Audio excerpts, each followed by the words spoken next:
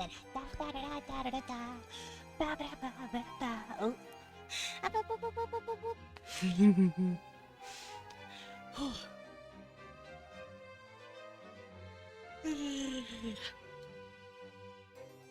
Was it me? I didn't yawn.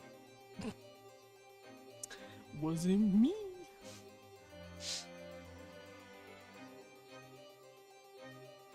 Awoo! Awoo! It's awoo!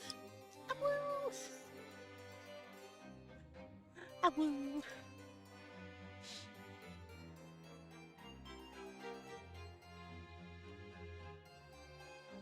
Awoo!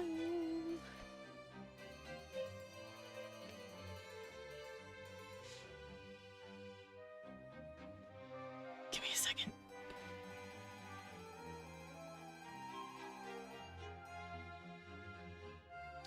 Okay, I think we're good. Awoo! Are we awooing? Oh, that was a little loud. I'm sorry. I didn't mean to blast you guys. Hi. Awoo! Alright, let me boot up my stickers real quick.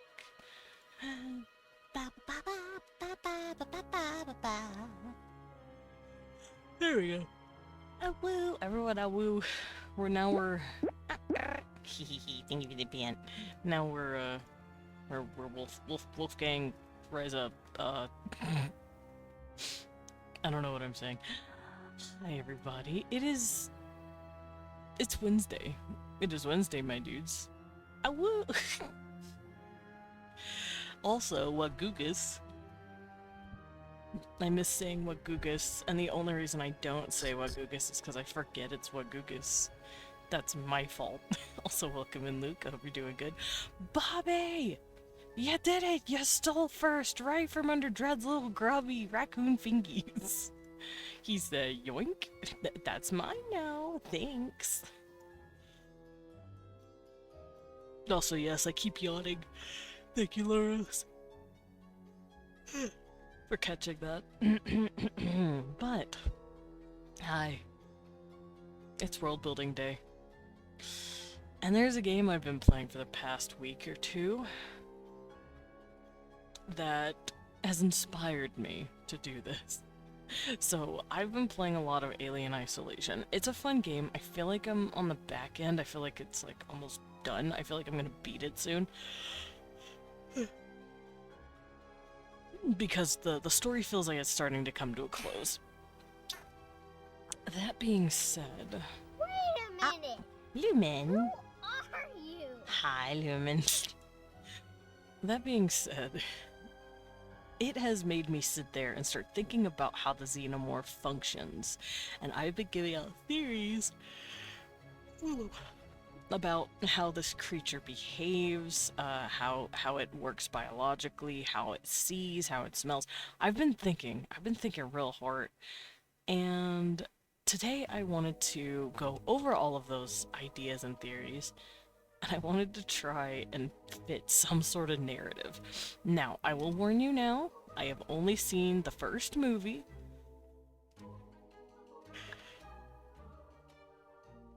And Prometheus. Oh, and Covenant. So, you know, the two movies that no one likes, and then the first one that started it. I liked Prometheus and Covenant. I know that makes me weird, but I liked them.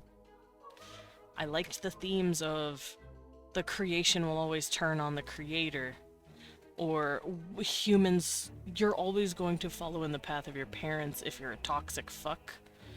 Because the engineers went around creating life, and then humans, the creations of the engineers, started to... By the way, there's gonna be a lot of spoilers in this fucking talk today, but the humans, the creations of the engineers, did it themselves as well, making synthetic androids. They made synthetics. And the answer to that question is, what is our purpose in the universe? Why were we made? Who made us? And how does that help us fit into the greater narrative of the universe? And for me, that's how I took it. And I know one of the characters in Prometheus said, "We made you because we could," and I think that's like part of the theme, and I liked the themes. That's why I liked Prometheus so much. I liked the themes, but I also just eat the fuck up out of me some ancient alien lore. I love ancient alien shit. So they gave me literally everything I wanted. Covenant was not as good, in my opinion, but once again, it was an android. The android that the humans created is now trying to create its own life. It's showing that that cycle continues, and we will always inherit the faults of our parents when we don't learn from their mistakes. Like, it's the whole like generational trauma sort of theme, and I was okay with it. I liked it. Like I said, Covenant wasn't as good for me, but I liked it. But that being said, I'm going to be doing a lot of Google searches throughout this video. Like I'm on YouTube. Throughout this video, I'm going to... No, throughout the stream, but also throughout the video, because all my videos do go up on YouTube. Hi, YouTube. Everyone wave at YouTube real quick. Whenever this is no longer live. Renetta, hi. Thank you for the hug for Weewan. Weewan is, he's sleeping right now. He's still sick. He's been sleeping a lot. I've just been knocking his ass back into the bed dimension. Being like, you rest, you silly bean. Welcome back, Luros. Putting on my glove, because we about to get into it. So, I don't know how long we're gonna go for today. I just know I'm ready to talk about me some xenomorphs. Alright, so I'm also going to hop into a VIB for whoever wants to hang out.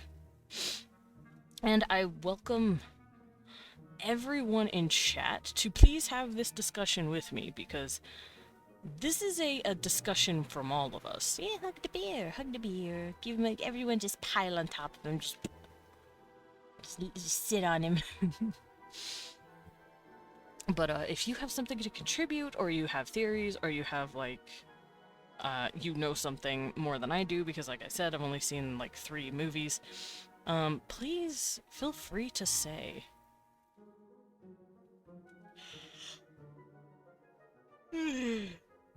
Oh wow. Alright, so first things first. What the fuck are we even talking about? I'm talking about xenomorphs and their wacky biology. And let's go look at a picture of her, shall we? Now, I say her because, as far as we know, they're all ladies. Some of them are, not all of them. Obviously, you need some males to, like, propagate the species, but, at least I think we do. We'll see. We might not need males. Whiptail lizards don't, but I'm getting there. They could also be hermaphroditic. We don't know. They could be snails. Okay, I'm getting there. We have to look at her first. Unless they're like those lizards. Yeah, they're either like those lizards or those snails. And we're not sure yet, but we'll get there. Don't worry about it. We'll get there. But we do know they have a queen. I'm gonna look up the different xenomorph types and also the xenomorph itself, and we are going to figure out how this thing works. For the biology, chestbursters actually grow different xenomorphs depending on what they fertilize. I've heard that that's true, but I've also heard that that's not true. I've heard that the movies and comics that like show that happening aren't considered canon. So I want to talk about both sides. That's what I've heard, at least. Yeah, same. And those gosh darn snails! Yeah, fucking snails.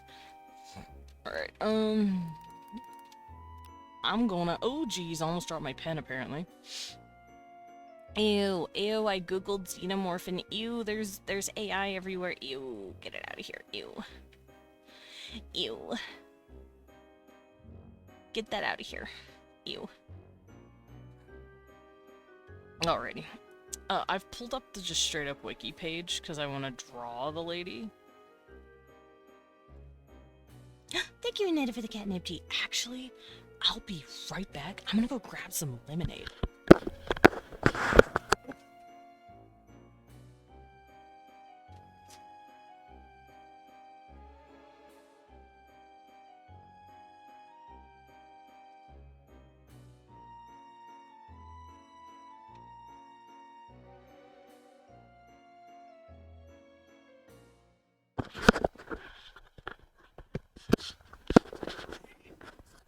There we go. Alright, I have lemonade. It's sugar-free, so you don't gotta worry about me sucking down a bunch of sugar. I mean, I'd consider it cool at least. I agree, I would like it if it was, headcanon. Or if it was canon, but it's, from what I hear, it's not, and it is, and it isn't, it's just...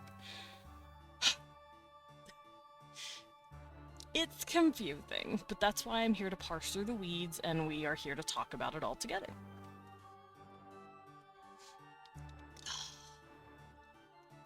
Lemonade. Yummy. Alright.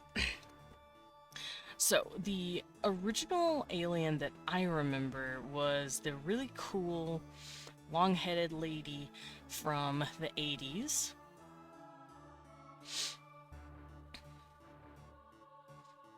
And we've seen her plenty of times in the game I've been playing.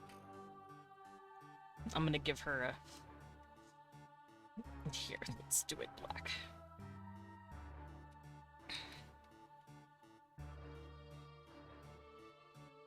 Xenomorph biology.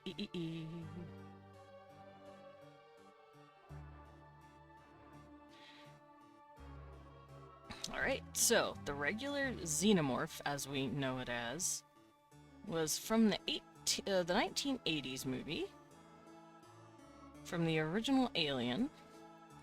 And she looked like this. She had, like, no head. It was really long, and it looked kind of like a penis. But it also had, like, this, I think. And then she had, like, a jaw, a mouth, like, I don't want to give them to Jay Leno. Me. And then on the inside of the mouth, she had an even smaller mouth that could pop out. She was very thin, very tall. To give you the peddlers. The big pet. I'm not wearing my hat today so that you guys can see when you pet my little head. But yeah, here's the noggin. Here's her neck. And then she has like this, just a bunch of crazy shit going on.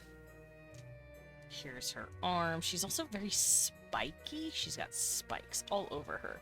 In the game, it looked like she had 4 fingers. Like that. Also, these drawings are going to be so rudimentary.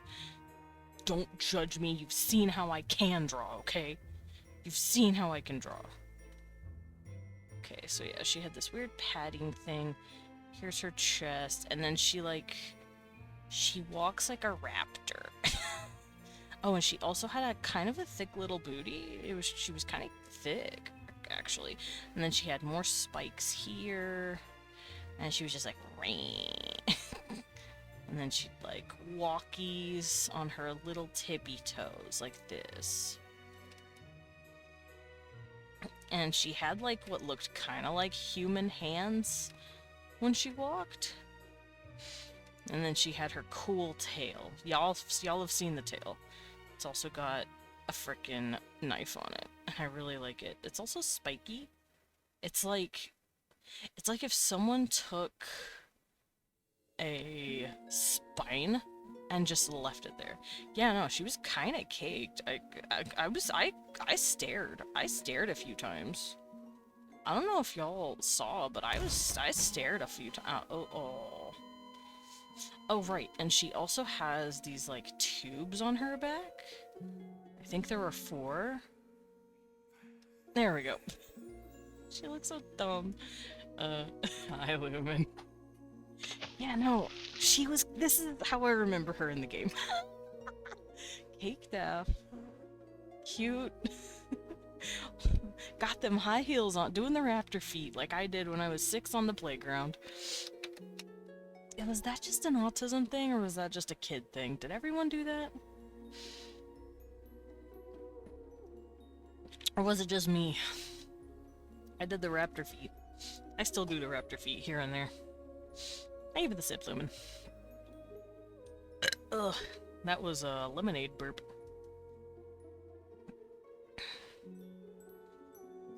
Okay, so this is her spiky, spiny spine tail. And it's really cool. Tism, yes. Oh, okay, it's Tism, thank you. It's like if they took the tail humans used to have and they said, what if we gave it a knife? Literally. Like, listen, it's extra spine, but tail. So here she is. Here's here she is in all of her glory. This is how I remember her. Listen, I've been looking at her a lot. I remember that tail being long as shit, too. I don't think it was actually this long, but who cares? So, this is the xenomorph proper. This is the creature. But there's more to it. Nice. Also, shoot, I forgot to check with Salem about those hoof shoes. Oh, yeah. Whenever he's awake, you can poke him and be like, see, man. Oh, and that's right. She had, like, a bunch of weird, like, tendons that you could see in her body, and she looked really funky. But, you know. Queen. No, not queen, but queen.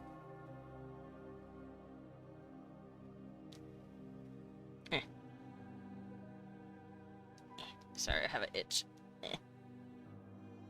Alright. So, I know that she doesn't always start out this way. In the original movie, you will find in there that there's these things called eggs. And the eggs look really fucking gross. They're like...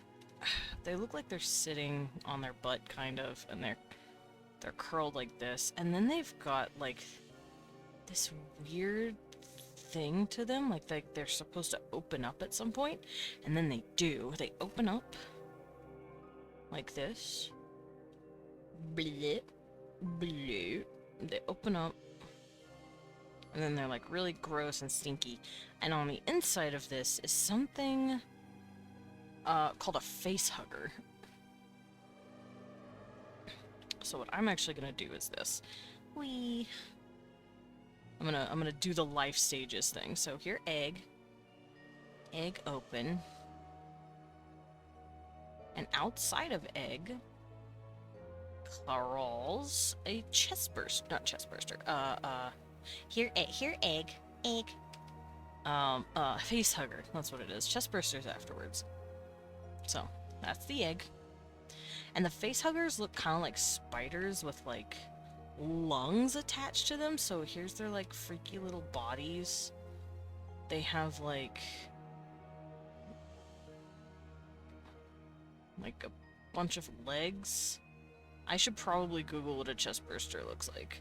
And then they've got, like, a tube coming out of their mouth over here. They look kind of like a vagina. If I'm being honest, if you turned this thing around, it would look like a vagina.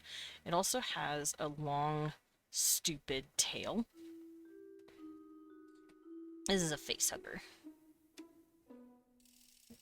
Alright, so let me look up the face hugger itself. Y'all will know what it looks like, though. Y'all know what a face hugger is. They're creepy. Yeah, this thing, yeah. This is a toy, so you won't get scared. Or it's like a 3D model. This is a face hugger. It's like a spider thing with, like, a weird hole, and then, like, 2 lung things. And I say 2 lung thingies because they will take a tube out of this part of their mouth and, like, shove it into your throat so they can deposit material. Hi, Sable! Welcome in. Don't mind me, I'm talking about xenomorph biology, so if you hear some weird shit or you see some weird shit, don't worry about it. Also, I'm drawing all of this from memory until afterward, and I Google it, so don't judge what I draw. So, yeah, you're talking about my children, finally! Yeah, I've been playing Alien Isolation, so I got really inspired to to do this. So I noticed the face huggers' arms actually kind of, or the leggies actually kind of look like arms because they've got 2 legs that come up like here, but they look like thumbs, and then these 3 look like fingers. It's really interesting. Hi, Taki, welcome in. Happy xenomorph clicking sounds. Cute. So yeah, egg.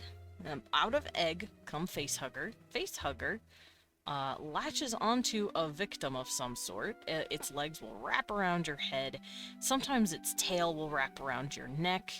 And it will attach itself to your face and stick a tube down your throat.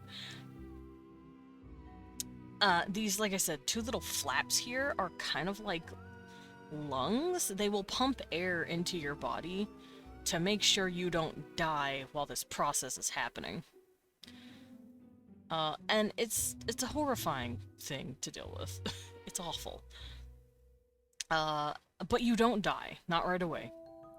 I remember playing Alien vs. Predator Instincts and learned of some interesting xenomorph variants. I keep hearing about the variants, and I wish they were real.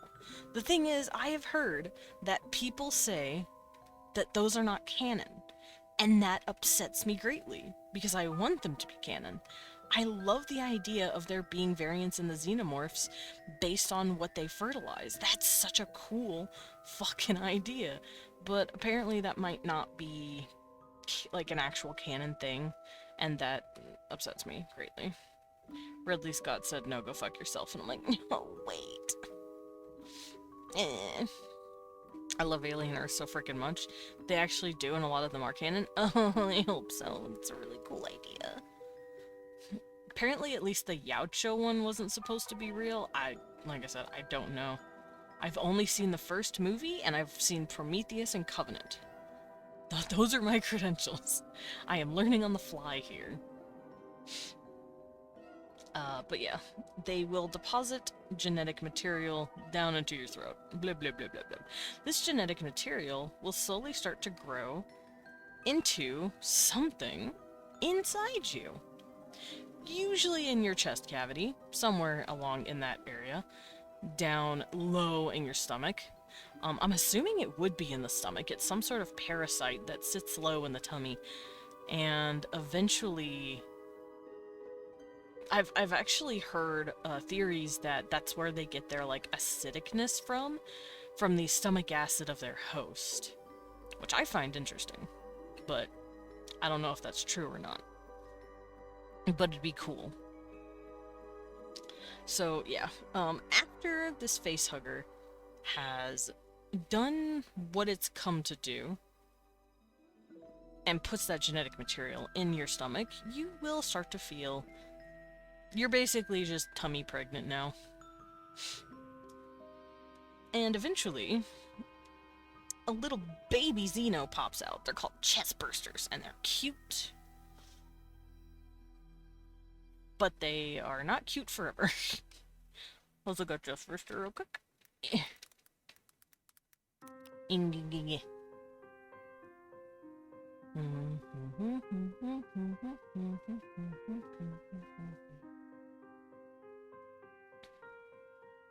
Okay, so it looks like they don't have arms or legs yet, and that's kind of cute. They're kind of cute, but they still have that tail.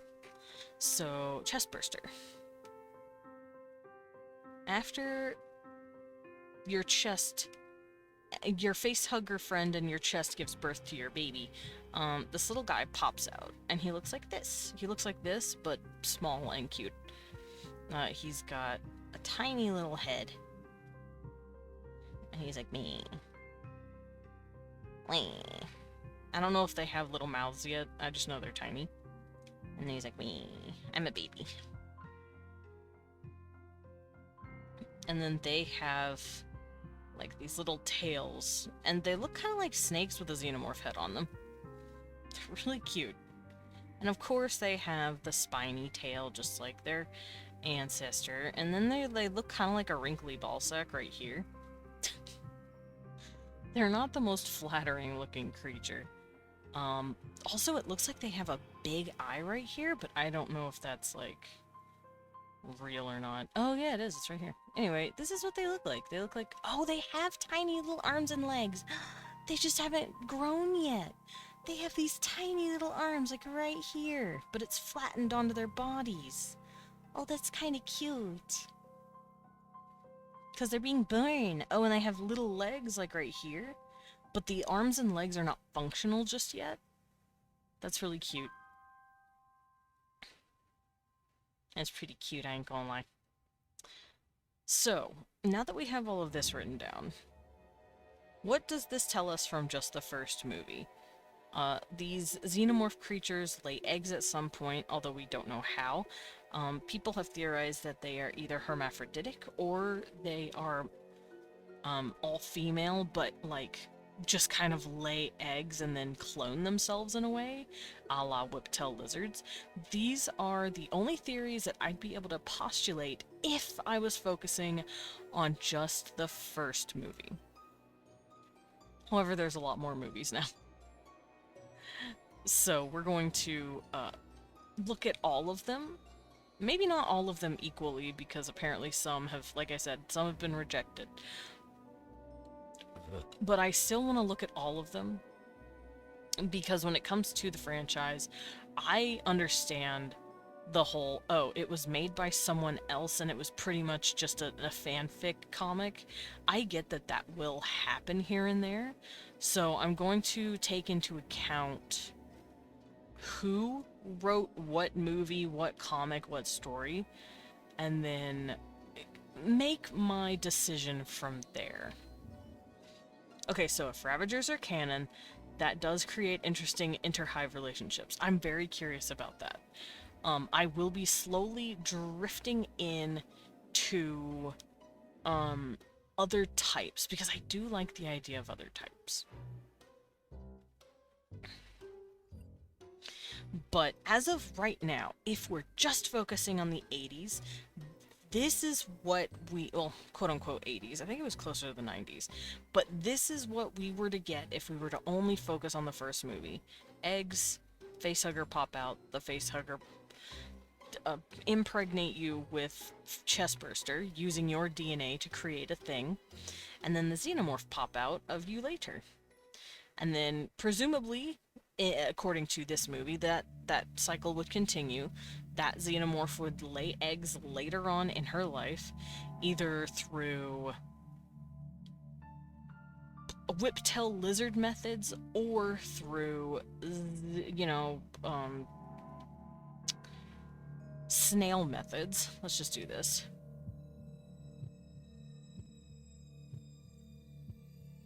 Or snail.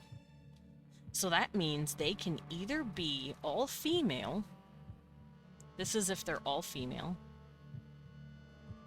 And this is if they're hermaphroditic. So, with that postulated, let's move to the other movies, shall we? Let's move to the different types. Because, like I said, the only other movies I've seen is Prometheus and Covenant, which those two do the same thing, pretty much. I'm also going to be considering Giger's work himself, because he is obviously a very big inspiration for the Xenomorph. He was actually hired on to draw a lot of the concept art back in the 80s, 90s. And I realized he gave the Xenomorph big bug eyes, which I find very interesting. He also, for some reason, gave them a very big dick. I'm not showing this on screen, but you can just look up Giger's work and see it. Also, I will be calling him Giger. I used to say Geiger, and then I looked it up, and it's German, so you pronounce it Giger, apparently, so I have since switched to how I pronounce it. So, if I'm only going from my understanding of Prometheus, I know that the Xenomorph was still a thing even before humans and even engineers found this thing. And apparently they can affect male male baby batter, fuck it, let's call it that. It can, like, affect that. So, in Prometheus, a dude gets sort of poisoned by this weird biological goo, some sort of xenomorph goo, bangs his wife gets pergert, but she doesn't have a normal baby. A proto-facehugger comes out of her.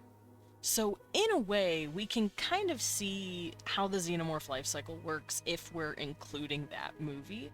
Like I said, some people apparently don't want to include that movie, but I don't know. I don't know what should be yes and what should be no. I'm not in the community, as it were. Also, hold on, I gotta wipe my face.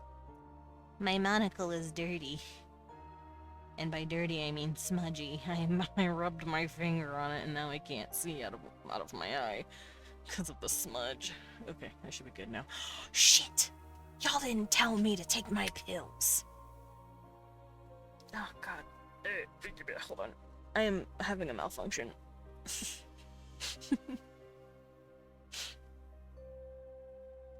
Also, I didn't notice this, but apparently xenomorphs have 2 thumbs. They have 1 thumb on each hand, or 1 thumb on each side of their hand.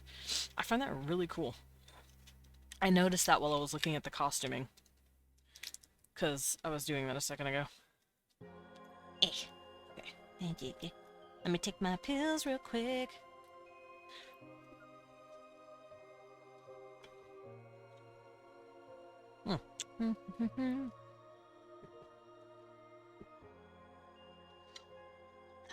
Yummy.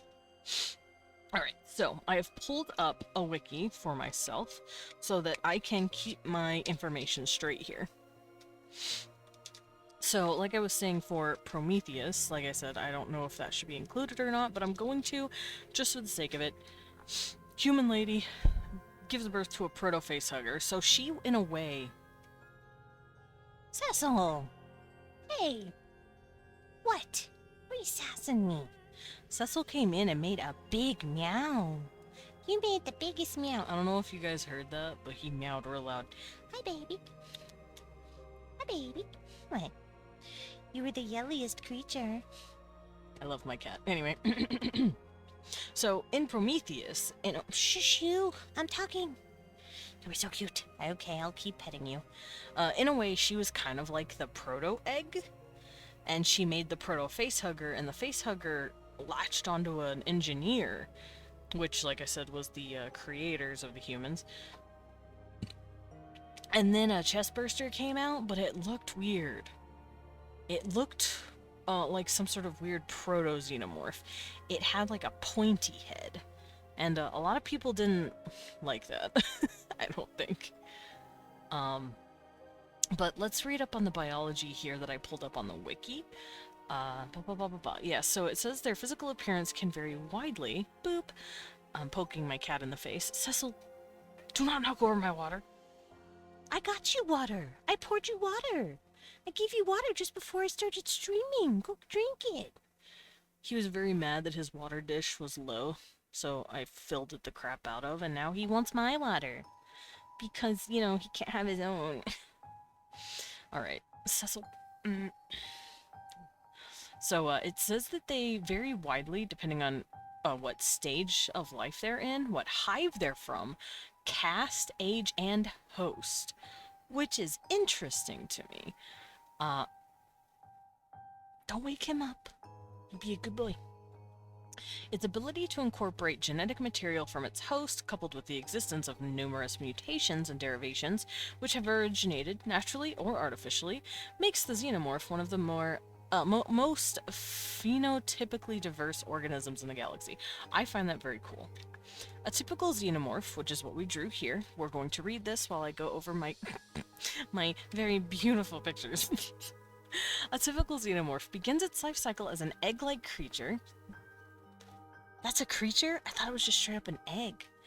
Known as an ovomorph, or simply egg, which, when detecting the presence of a potential host, opens up to release the second stage. So the facehugger is just chilling in this egg, and then when the egg senses a person, so it doesn't need eyes to see this entire stage, is what I'm hearing. This entire life cycle, it doesn't need eyes. It can sense you, maybe either through your vibrations or pheromones. It picks up on you somehow. But it'll open up and the facehugger will crawl out because the facehugger is a part of the egg, and it will latch itself to you. It's a small arachnid life form which launches itself onto the host's face and impregnates it with an endoparasitoid larva. That is a fucking word. Endo means the skeleton is on the outside, I believe. And a larva is obviously a baby of a creature, and a parasitoid is a parasite. That thing must be rough going down. This parasite then consumes parts of the host from within and violently emerges from the host. Consumes parts of the host. So that means it's eating whatever it's sitting in. Once this little parasitoid gets big enough and the larva starts growing enough, it will start eating the crap out of you. So once it gets big, it will eat you and pop out. Out of whatever you're in, the chest cavity usually, as a worm-like creature, grotesquely christened as the chest burster. There he is, and there's the little one. Which will quickly scurry away to find a safe place where it can molt and complete its metamorphosis. Okay, so these things are almost kind of spider-like. Molting is what happens when you have a nymph stage of an insectoid. So there's only two types of insectoids that I know of, and that's ones that can go through metamorphosis and ones that go through molting. Metamorphosis is what we normally call the life cycles of winged insects that have a cocoon stage or a pupa stage. They start off as a larva, then eventually they weave themselves into a cocoon stage, normally through either making the silk themselves or being capped into something like wax or clay. Like bees do that. They take larvae of their babies, basically. They put them in a little wax cap and then they cover it. And then that baby larva will grow in the substance it's living in and shift itself into a full-grown bee. And then when she is fully done, she will pop out as a fully realized adult. Butterflies also do this. They make a cocoon whenever they're done eating in their larval stage, and they'll pop out. So these things do not do that. These things apparently do the spider thing, which makes sense, because if you look at the facehugger, it's a spider thing. But centipedes also do this, as well as mantids. They have a nymph stage. They don't have a pupa stage. That means they just kind of molt. They just get bigger and they molt like a snake. You will see spiders doing this all the time too. They will leave molts around. They'll actually go prone for like a day or two, and they'll just kind of wiggle out of their old body, and they'll be like, oh god, I'm fresh and clean now. So apparently these guys do that, which means that their arms and legs, since they're like cramped in on each other, maybe they have to molt that old skin a few times for those arms and legs to actually come out, which is interesting to think about. So what I'm going to do with this new information, I'm going to do this. I'm going to do this. So this would technically be its nymph stage. And it will molt several times until you get that. So you can see where the growing is. That means as it molts, these tubes probably pop up off of their back. I'm assuming maybe the tubes are flat on the back somewhere, and then as they molt, the tubes unfold and pop out. Their legs will also pop out over time, their arms. So I'm assuming they have to eat in order to molt, because creatures just grow over time. So let me continue reading this. Oh god, it takes place in mere hours. I see that you drew her cheeked up on a Wednesday afternoon, Salem. You knew what I was looking at when I was playing Alien Isolation. You knew where my eyes were. Alright, so it completes its metamorphosis into an adult xenomorph, which happens, surprisingly enough, over the course of mere hours. Ah, come on, not hours, not even a few days. This thing just grows that fast. These things grow fast.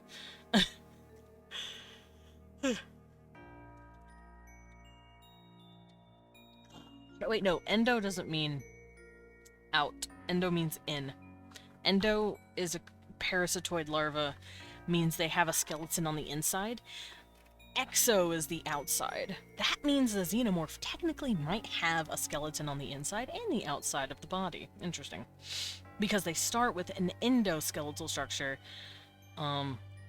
Unless endoparasitoid means inside the body parasite. I think that's what they're trying to say. Alrighty, adult xenomorphs tend to share some common traits. An invertebrate-like body. Let me actually scoot this over, get it a little closer to its kin here.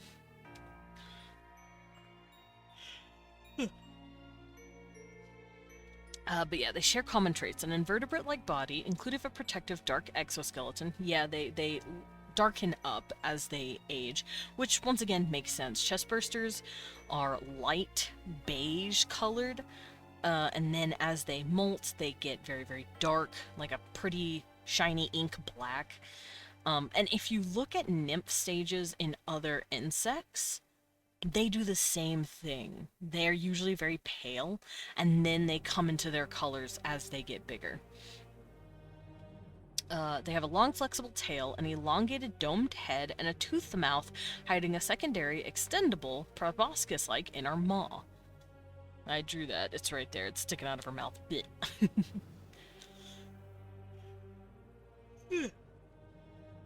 Little is known about their biology. I beg to differ. I'm going to figure it out.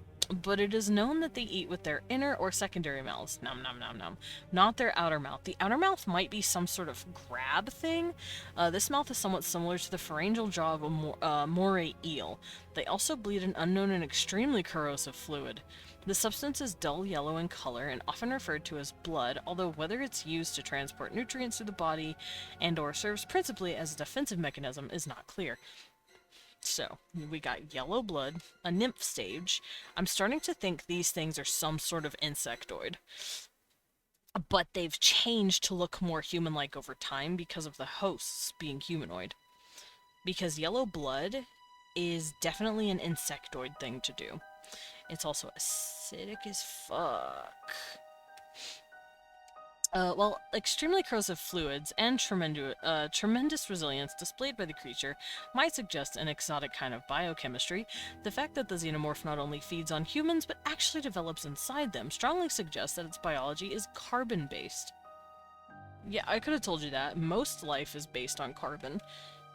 In fact, considering that's the only kind of life we have on Earth, that's literally the only example we have until we find something else.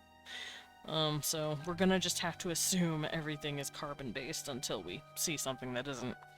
I've heard people speculate that silica-based life forms could exist, but I don't know. I feel like carbon would just be the easiest thing for evolution to latch onto. Carbon is everywhere.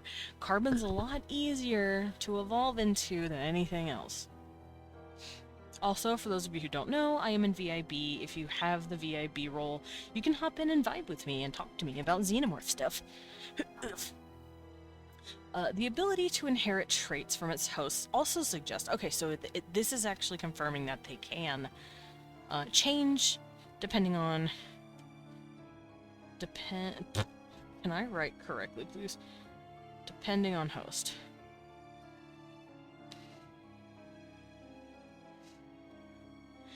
It strongly suggests that it incorporates genetic material from them, implying that the xenomorph either has DNA or is able to read and convert DNA into whatever means it uses to store genetic information.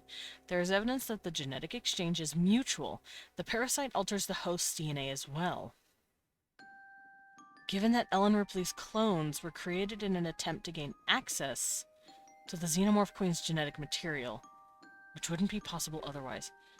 Interesting, that must be in one of the later movies.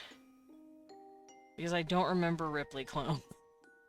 I didn't know that was a thing. Let's look into that a little bit.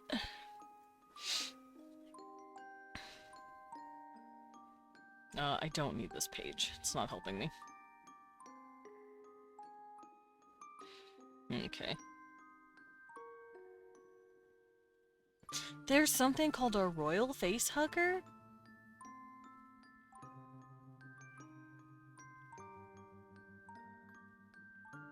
Huh.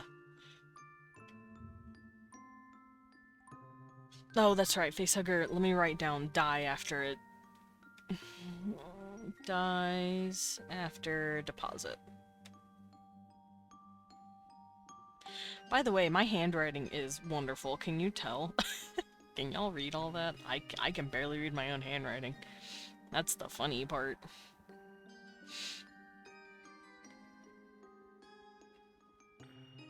Alrighty, so something apparently is called a royal facehugger. It's bigger than the regular one and contains a queen embryo. Interesting. So there can be royal eggs too. So there can be regulars and then royals. That insinuates that these guys are definitely like bees.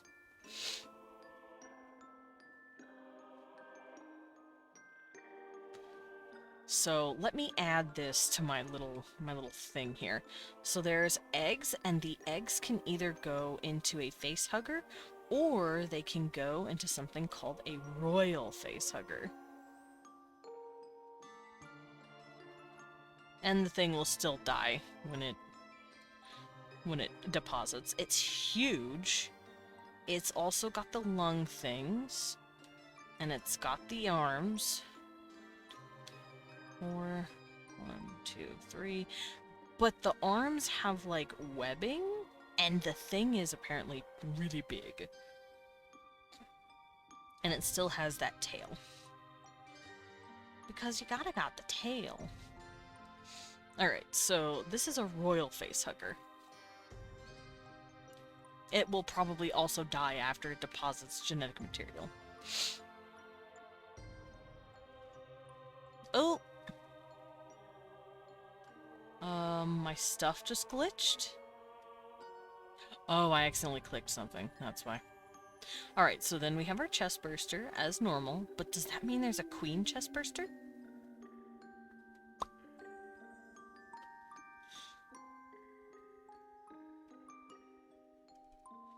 I'm assuming there's some sort of chestburster queen, if that's the case. Like a princess, in a way. They'd probably be called a princess. But I haven't seen any. So, they deposit...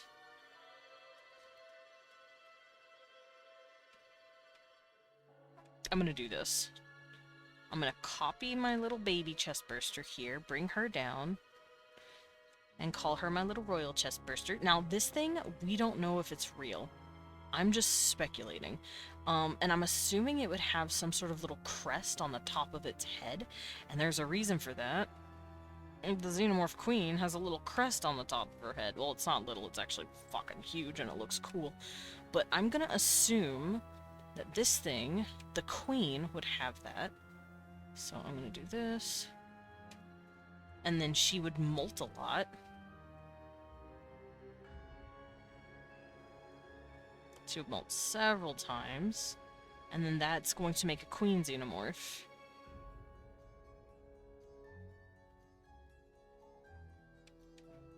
I will look up the Queen in just a moment. So, there's also apparently different types of Xenomorphs, just like what Sable was saying. And I'm here for it, but I am going to look into it first. I'm making sure to, like, read everything. Okay, so, where was I? Here, nope. Here I am. I'm looking for my webpage that I was reading. Corrosive fluids, Ellen Ripley. Xenomorphs operate in hives made of resin they produce, mixed up with their saliva fluids. once again, we're coming back to bees. I'm gonna come over here. Here, let's scoot this up a little bit. Oh, to give myself more room to write. So I'm gonna go down here and write down hive of resin made of saliva.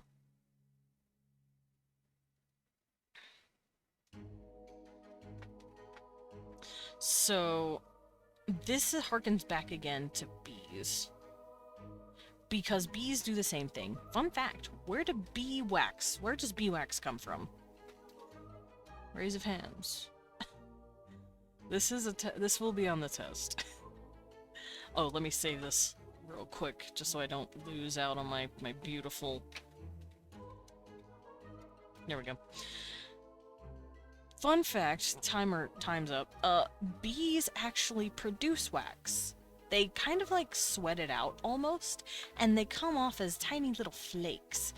And they just kind of shed off these flakes over a while. I can actually look this up for you. I'm gonna find a bee making wax. Let's see if we can actually... There it is.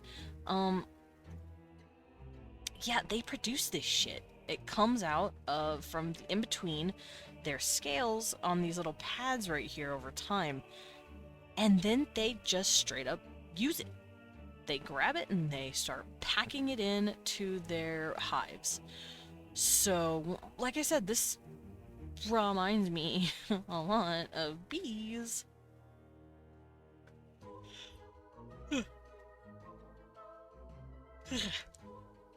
Alright, so, The queen can be generated in more than one way. From specialized royal facehuggers, yes, I put that down, or maturing from What's a Praetorian?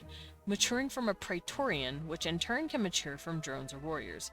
So, some sort of tinier version? Praetorian is a Royal Army Guard. Let's look it up. Praetorian Xenomorph. What are you? You look cool. You have a head crest too. The Praetorian is a royal guard, which is one of the final stages in the traditional life cycle of the Xenomorph XX121 species. I see. Praetorians were created when a hive population reached over 300 individuals and served as Queen or Empress's royal guard. So they can show up as that. This is getting complicated very quickly. This is getting very complicated very quickly. I'm going to stick with what I'm doing here right now before I start throwing other things into the pot. Because it says Praetorians can also mature from drones or warriors. So basically these things can keep molting and just keep fucking growing if they want. So a drone sounds like a male. A warrior sounds like an infertile female that fights. And this is just from coming from insectoids again. This is all my knowledge from bugs. So let me look up what a drone is specifically. The Xenomorph drone. Yes, but what is it? The Xenomorph drones tend to work alone, have smooth heads, and kill their prey instead of capturing them. Okay. But why is it called a drone?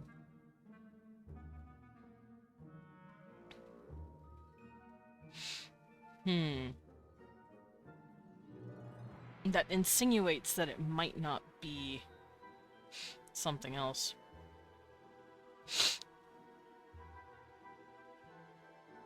Man, this shit was getting... I thought I was gonna, like, struggle to think of stuff. There's so much shit in here. So, Xenomorph drone. What is that? So, this thing can grow into multiple things. I see. So what I'm gonna do is bring this down, like this. Whee! Or, hold on.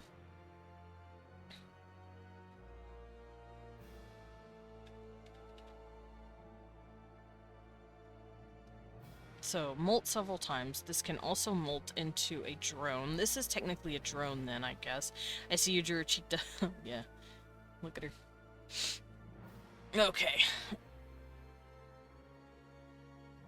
I'm gonna look up a drone real quick and figure out how the fuck this thing works. So apparently a drone is what I'm fighting in Sevastopol. And it's by far the most widespread caste of xenomorph, acting as the species' principal offensive unit in combat situations. Among the roles carried out by drones are the construction of hives, the elimination of threats, and the capture of potential hosts for reproduction. Trust me, the one I was fighting has not been capturing anyone. They have been killing everyone. So that means this thing is technically... could be a drone. Could be. Unclear, but could be. As with many forms of the xenomorph, the exact physical characteristics of the drone can vary.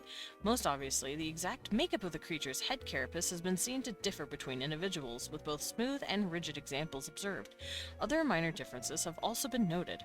Drones are fast and reasonably tough, and equally capable of carrying out premeditated stealth attacks, as well as engaging in savage close-quarters combat. Even in death, the drone is dangerous, as its pressurized bloodstream will often cause it to burst apart if sufficiently damaged. Yeah, and then it'll coat you in that gross-ass acidic blood that we were talking about. They are also capable of spitting cysts of acid at their enemies. Gross.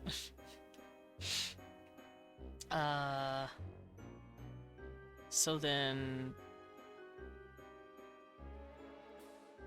I'm guessing drone is what we call it if it's not a queen or a praetorian?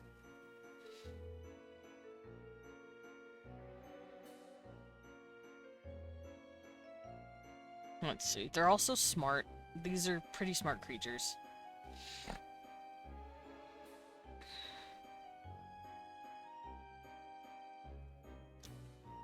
It also says there's something called a warrior. And I'm not sure how to approach that. So there's something called a xenomorph warrior. Alien warriors have slightly different appearances. Tend to have rigid heads. Lone warriors usually resort to using stealth. Often they choose to capture instead of kill their victims to enlarge the numbers of the alien hive. So, what's the difference between a xenomorph and a warrior and drone? Oh, people are saying they might be one and the same. However, some alien media, like Aliens Fireteam Elite, have clearly marked them as separate classes, so they are both listed here for completeness' sake.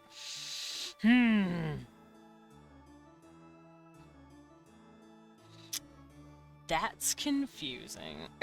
So this could be a drone, or could be a warrior, we don't know.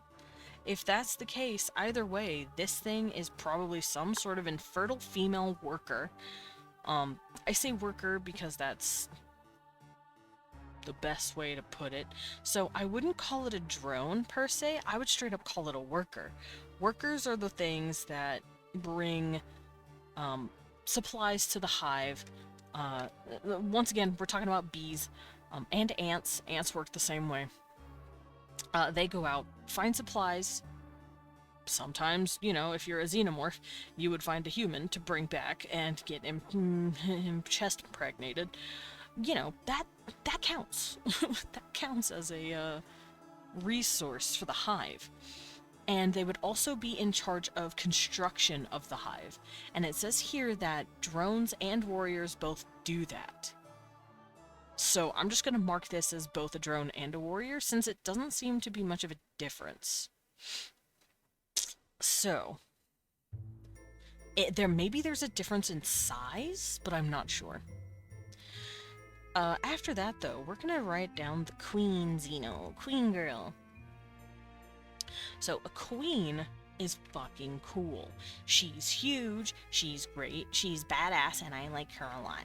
So, unlike the xenomorph up here that we're looking at, the queen is fucking huge. Let me get a better picture of her so I can draw her. Oh my god, who focused on the xenomorph queen's ass? Did I ghostwrite this? Well, someone took a picture that I would have.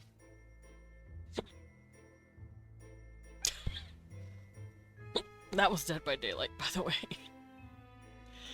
Oh, man. Can I stop hiccuping?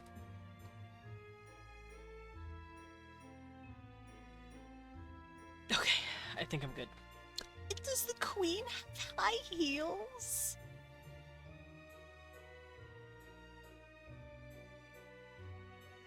Oh my god. She got high heels. She got the high heels. She's literally got high heels. That's fucking hilarious. Here, I'm gonna draw her real quick, and y'all are gonna see. So, I'm gonna come down here and redraw my girl up here. So, the queen looks just like the lady up there. She's like, me. She also has her own little inner mouth, me. She's got her long neck, and she's got her weird thing on her neck's got really weird tube look. But on top of her head is this really big head crest. And it looks really cool.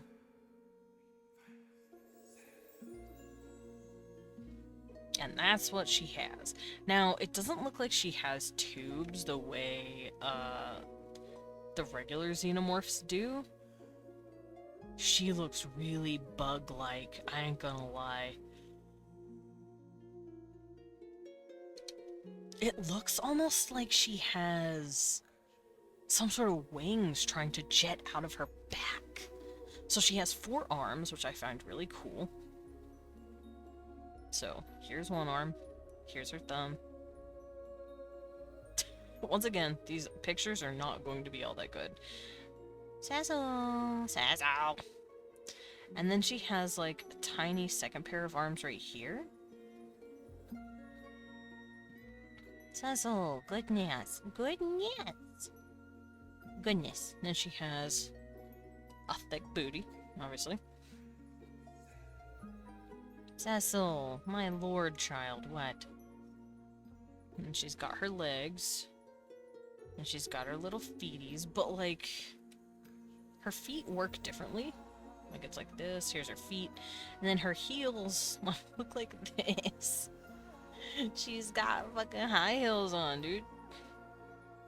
And then here's her other leg. My girl has high heels on. And then, of course, she's got the long ass tail with the knife.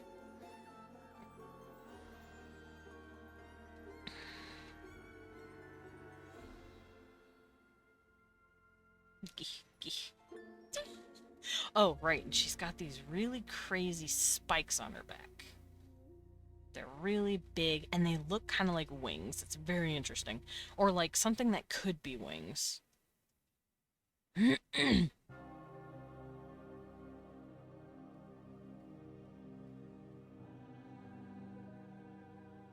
Alright, so here's my queen. I'm gonna make her smaller. I didn't mean to make her that big. Let's shrink her a little bit. Pew! So, she's got her high heels on. She's got really long spikies on her back instead of those tubes, and she's got a big old head crest. The head crest is actually a lot bigger than this. Let's do this. There we go. She's got a huge head crest on top of her head.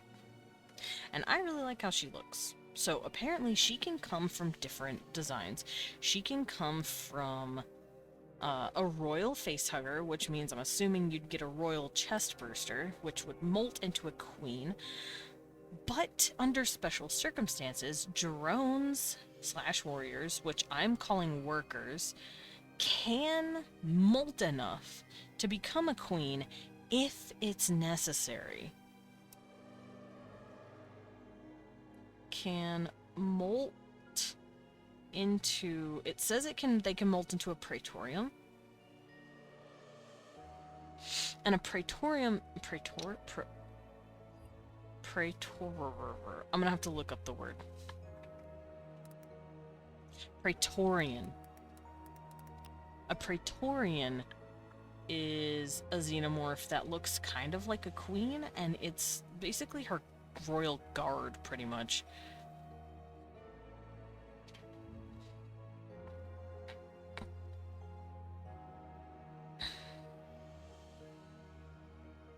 They're really cool looking. So, yeah, these things can molt into a Praetorian, which basically is a royal guard. So what I'm gonna do is actually copy the drone / warrior. I'm just gonna assume they're the same thing. Bring her over here, and then decorate her to look like a Praetorian. So I don't know what these things are supposed to look like exactly. They look like they're starting to grow into a queen, but not quite a queen yet.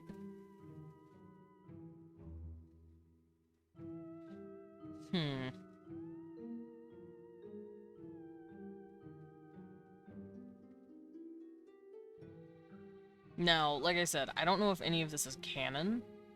This is all shit that I have been reading. Because some of this might not be considered canon by, like, the fans. I might need to grab one of the people I know is a fan and be like, help me, please, thanks. But, I'm gonna give this thing a big ol' crown on its head for now, because it looks like they're starting to grow some sort of thing on their head, but they still have tubes. And they're called Praetorians. And they can molt into this. But this is from, like I said, something called Aliens Fire Team. And I don't know if any of this is real. I can't say for sure. So let's give her the spikies on her head. There we go, there's the Praetorian. So the Praetorian can molt and evolve into a queen if necessary. So that's what I've gathered. How much of this is correct or quote-unquote canon? Can't say. But I do know I can close out these tabs now. Alrighty.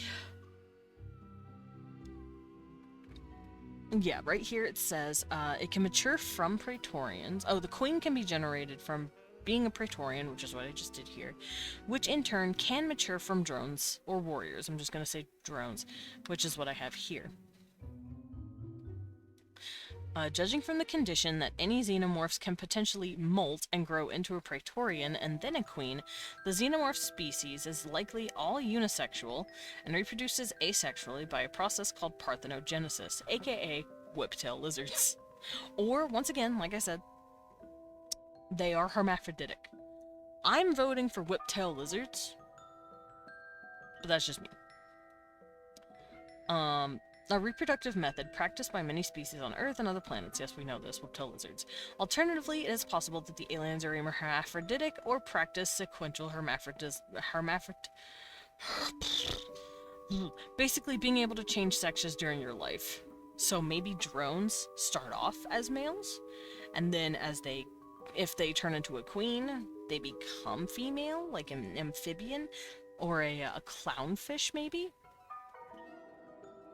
Let's actually write that down in our in our list up here. Let me do this. So they can either be whiptail lizard inspired. They could all be female, producing eggs of themselves.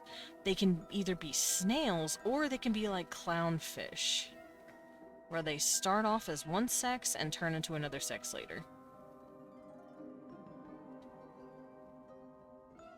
So we don't know what they are yet, but I'm going to postulate later, once I'm done writing down everything. Oh my god, I'm cold. Give me a second. Let me get my blanket on. Let's see. Intelligence. They're pretty smart, actually. While xenomorphs appear to possess an intelligence less equivalent to that of a typical primate, it's well within their capabilities to learn relatively quickly, gathering information and making advantageous use of their environment. Although they do not demonstrate human and Yautja levels of intelligence of their queen, oh no, as a species, their queen appears to possess considerable acumen in her social behavior and manipulation of human technology. Basically, if you become a queen, you're super smart, is what I'm hearing. Such as cutting the power of the LV-426 colony and operating an elevator? Fuck.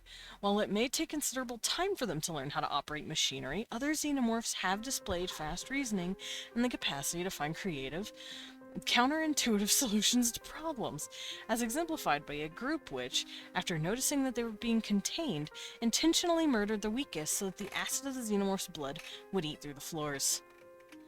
Huh. I see.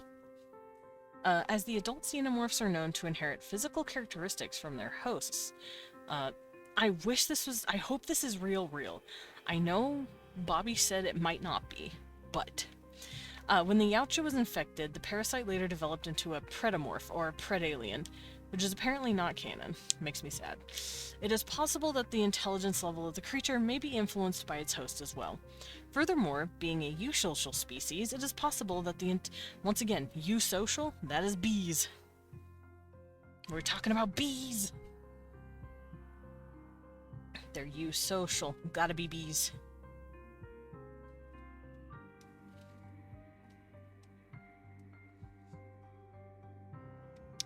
Here we go.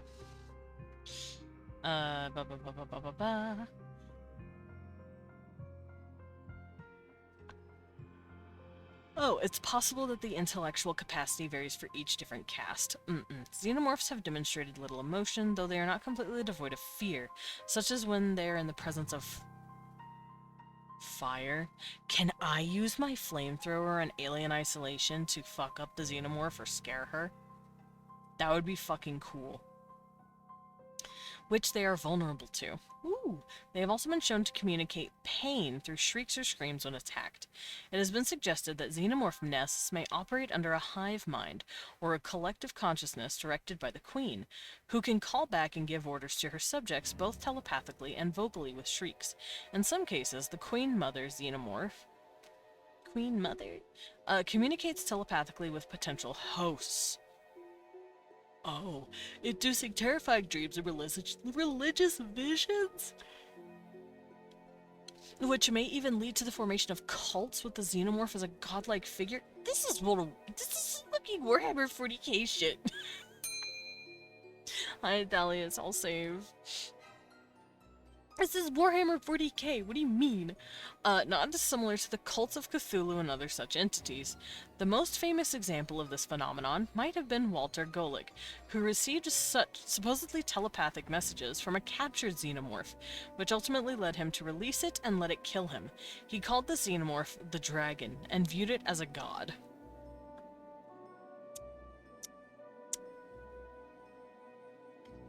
I see.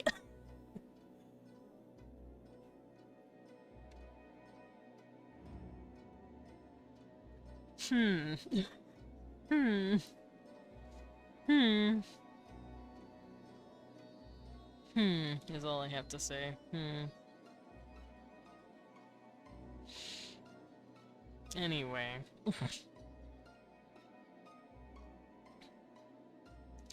There is evidence that the xenomorph hive mind also includes a collective memory that passes along even at a genetic level.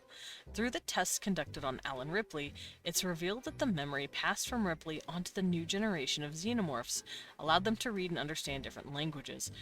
Oh, events on the LV-426 colony and the USM Auriga.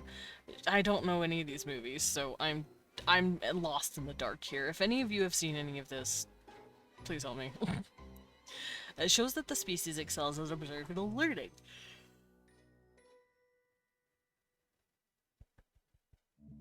Basically, these things are smart, and they gain smarts through you. In the rare event that a xenomorph finds itself under attack or otherwise vulnerable, it might display incredible creativity and cleverness. They are capable of moving quickly and silently in ventilation systems, despite their size, and will use such conduits for ambush, escape, or simply as an easy way to travel between areas. Xenomorphs are conscious of the effects of their acidic blood and will use it to their advantage, to break out of human-constructed confinement, or as a weapon. They show some military tactics, such as retreating when overwhelmed, and can find ways to get around certain problems, such as pushing the red button to freeze a soldier in liquid nitrogen. I'm assuming that happened. They know that the darkness is their ally and break lights to create cover. Alright, anatomy. A xenomorph is equipped to be the perfect killing machine. They possess an exoskeleton, much like that of a lobster, impenetrable to everything but the most powerful human firearms. I can use a shotgun. Oh, hell yeah. See, this is teaching me what I can do in the game.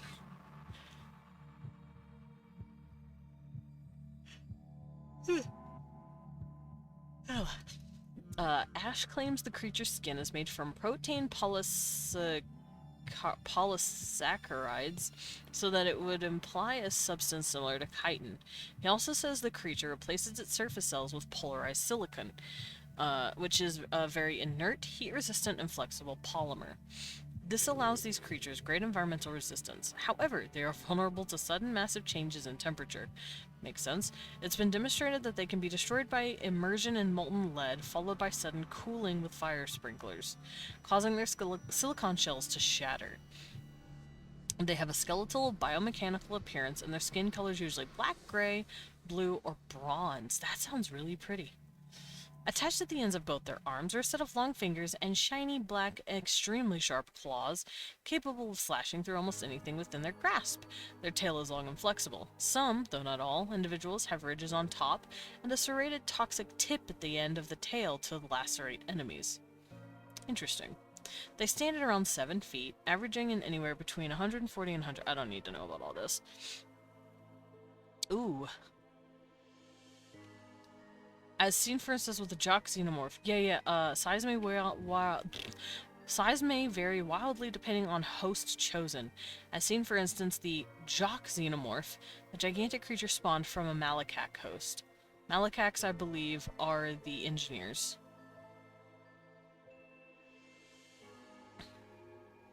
They're the big dudes. They're the elephant jockey, basically. That's what they were called in the original movie. Well, that's what people technically call them, space jockeys. I'm trying to remember what came out of him. I know it was a big alien with the, like I said, the thin head, but I don't remember if it was bigger. A xenomorph's outer mouth. To be fair, it came out fully formed, and it wasn't a chest burster. I'll think about it later. The xenomorph's outer mouth is filled with teeth. Yep. They use their inner jaws. They also use the tiny little mouth inside.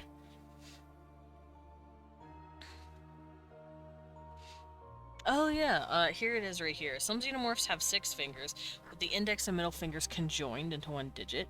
Ring and little fingers are also conjoined and thumb on both sides. Yeah, I've heard about that. I saw that. Some of them have 2 thumbs. Others are shown with 5 fingers, with the second thumb missing. A third phenotype only has 4 fingers, so the middle 2 appear to be a fusion of the 2 digits. That's really interesting to me. That shows that they could have some sort of variation because of what aliens they've copied. Humans are probably the 4 fingers and the 1 thumb. In terms of eyesight, they appear to be entirely eyeless. Okay, this is actually what I'm getting into now. Their elongated banana-shaped head... We know it's not banana-shaped. A potential explanation for the curious shape may be the head must store muscles required to power the xenomorph's inner mouth. That's the reason I'm gonna give for why their head looks like a giant penis. In terms of eyesight, the xenomorph appears to be entirely eyeless. However, there are features on its head which could represent eyes, which are usually hard to see due to the fact that they're small and the same black color as the skin. I like the idea that they don't have eyes. Hi, Himiko, welcome in. It would also make sense because if they really are some sort of predator creature, their eyes would not be on the sides of their head. You would be able to see it on the front. They don't have front eyes. Hi. Other proposed conjectures include that the eyes might be similar to a desert-burrowing lizard's eyes, meaning that they lay under a thin layer of skin. What the fuck? Hold up. Now I need to look up this creature.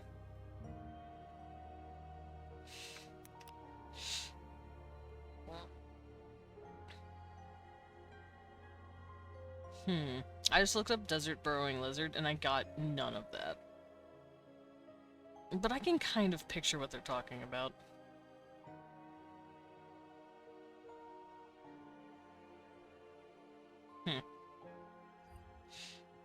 Meaning that they lay under a thin layer of skin, yet they're deep enough that they are not visible from the outside. In that case, their eyes could be hidden behind their black carapace, and they see through it, similar to a one-sided mirror. That would be interesting, where the eyes are technically in here, but we're not sure. However, we could be. We could be sure. We've actually seen a xenomorph's skeletal structure through that helmet, and it looks like they do have eye sockets. It's really interesting. Oof. Some species of earthfish, such as barrel eyes— oh god, I don't want to think about those things. Those things are creepy. They see through a transparent layer of skin. It's possible the xenomorph vision is similar. Another idea is that the whole head might represent one big insect-like eye. Possibly? Their head— the thing on their top of their head clearly has some sort of seeing. But we're not sure. So what I'm going to do is come down here and try to draw, to my best memory, a xenomorph head. I'm actually going to just look up the xenomorph before I do that, because I love myself.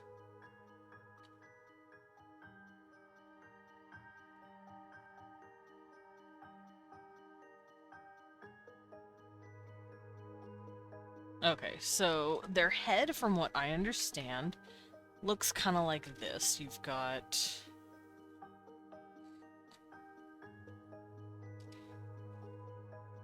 maybe it's like a beluga whale melon situation? I was thinking something like that too. It could be some sort of echolocation. I'm gonna start postulating some theories here once I'm done drawing the head, and we can all figure it out. So, here's the noggin. It goes very far back. And it has, like I said, this weird thing right here. And then it has its mouth. It's got its teeth. Actually, it looks like it has human teeth, where it's like blunter here. And then they get sharper here. Interesting.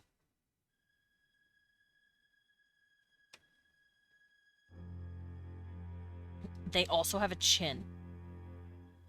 Which, for those of you who don't know, humans are literally the only thing that has a chin. Now, that doesn't mean a bottom jaw. I mean, in our skeletal structure, we're the only species that has our bones sticking out like this on our skull. We're the only animal that has that, which I find really interesting. This thing also has a chin, which means this thing was definitely cloned from a human. Alright, so here's the xenomorph head. A very, very simple, rudimentary xenomorph head. 3 ways this thing could be... there's a lot of ways this thing could be seeing. How do see? So, there could be multiple ways this thing sees. There could actually be eyes in here somewhere. Mimi, have a good lurk!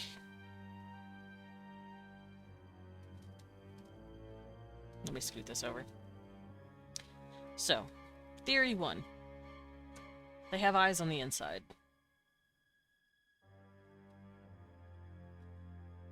And this thing acts as some sort of silicone, like silica,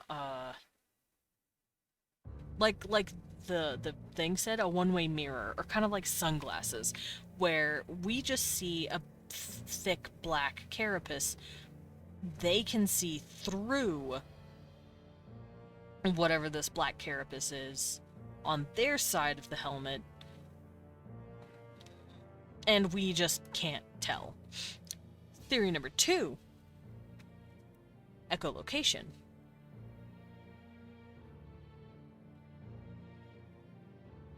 Like Salem said, they could have a melon thing going on, or like a dolphin, like a echolocation thing, where this part of their head sends out some sort of sound, and then maybe these things pick up that sound, these little frills on the bottom of their head, and lets them process the air, the like place they're in, and what they're seeing. I could also see that being a thing. Now, the reason I say they might have eyes on the inside is because we see shit like this. And it looks like there's a skull in there, as well as a nose. Which I find very freaking cool. But we don't know if those are canon or not.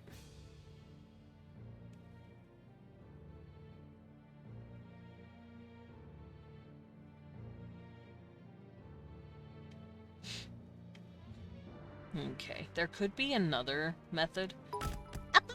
Arson! Welcome in! How you doing? It's me. Thank you for the 10 buddies. Thank you for beating me up with 10 buddies. You crashed out today? Oh no. What was your crash out about? What'd you do? What happened?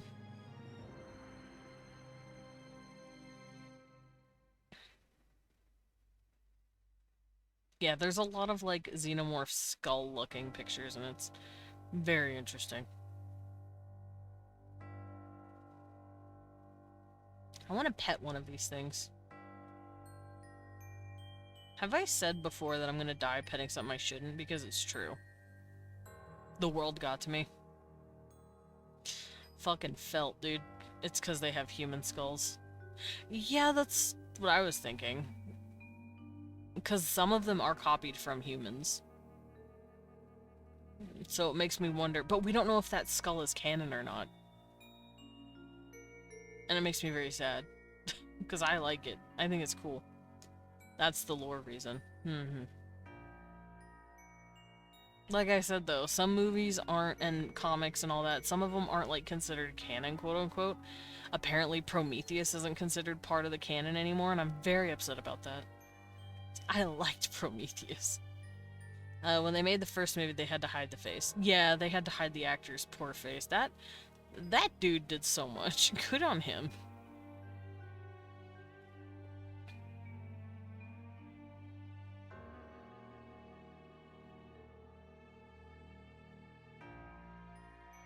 Yeah, so they painted it as a skull. Yeah, but we're discussing like the actual biology that they could have right now, and we have multiple theories on how it could work. The behind the scenes is awesome. I should probably watch those at some point.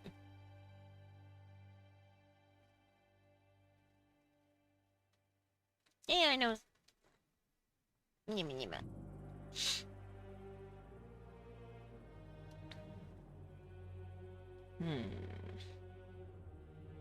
Alright, so where was my thing that I was reading? Here it is. Alright, so yeah. We don't know if they're eyeless. Apparently they have secondary jaws. We also know they have inner mouths. The first alien was also the first predator and a Godzilla.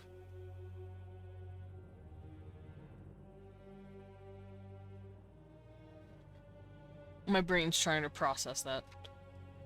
But yeah, these guys can have a little tiny mouth pop out like me. And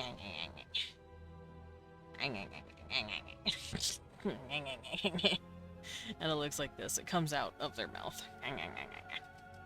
And that's their secondary jaw, or their little mouth. Play the beat, yo, play it loud. I can't. I am not a very good DJ. It's their typically their close combat weapon, as long as it's long-range tail. That's true, they use their tails to kill the crap out of you. It lashes out of its outer mouth and destroys anything it hits, being able to put a hole in a thickened Yautja's skull, and still have enough momentum to plunge another hole through the back as it escapes.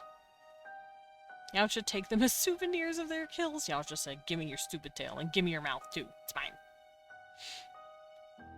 Also, you're going to be hearing about predators a lot, because they've been bringing it up a lot in this particular wiki that I'm reading. Granted, I have like 4 wikis opened up, and I'm reading from all of them. I think they have skulls so you can have a cool trophy. You're so right. Dorsal spines along the back of most xenomorphs are a series of appendages that appear to have no clearly defined function. Are those tubes? These tubes up here? Is that what we're talking about? Did you know FM predators are big AF? What's FM?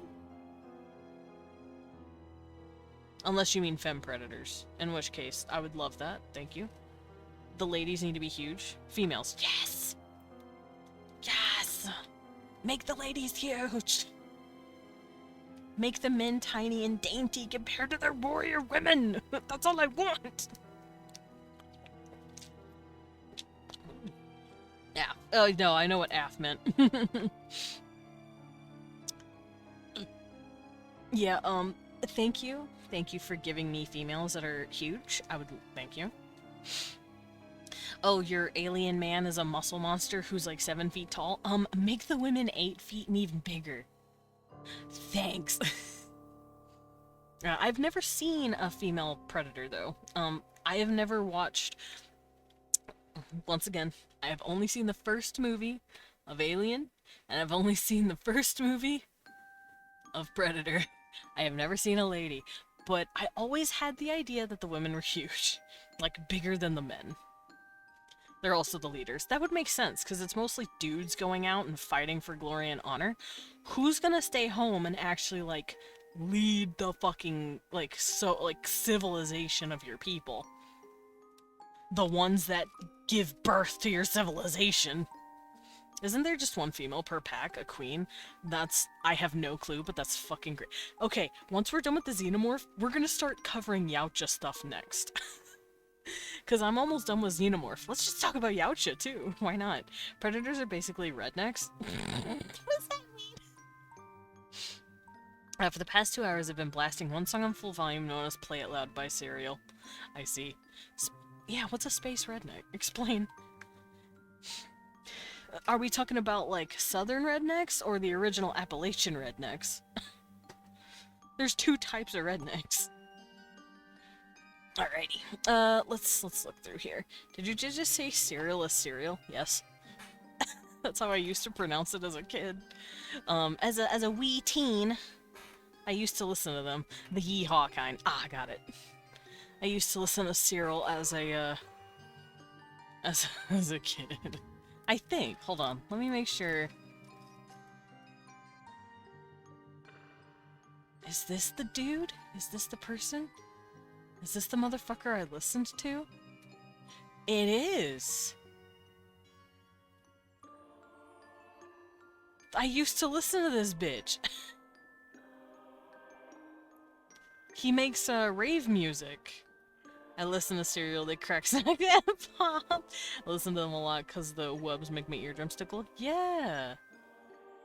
I know who that is.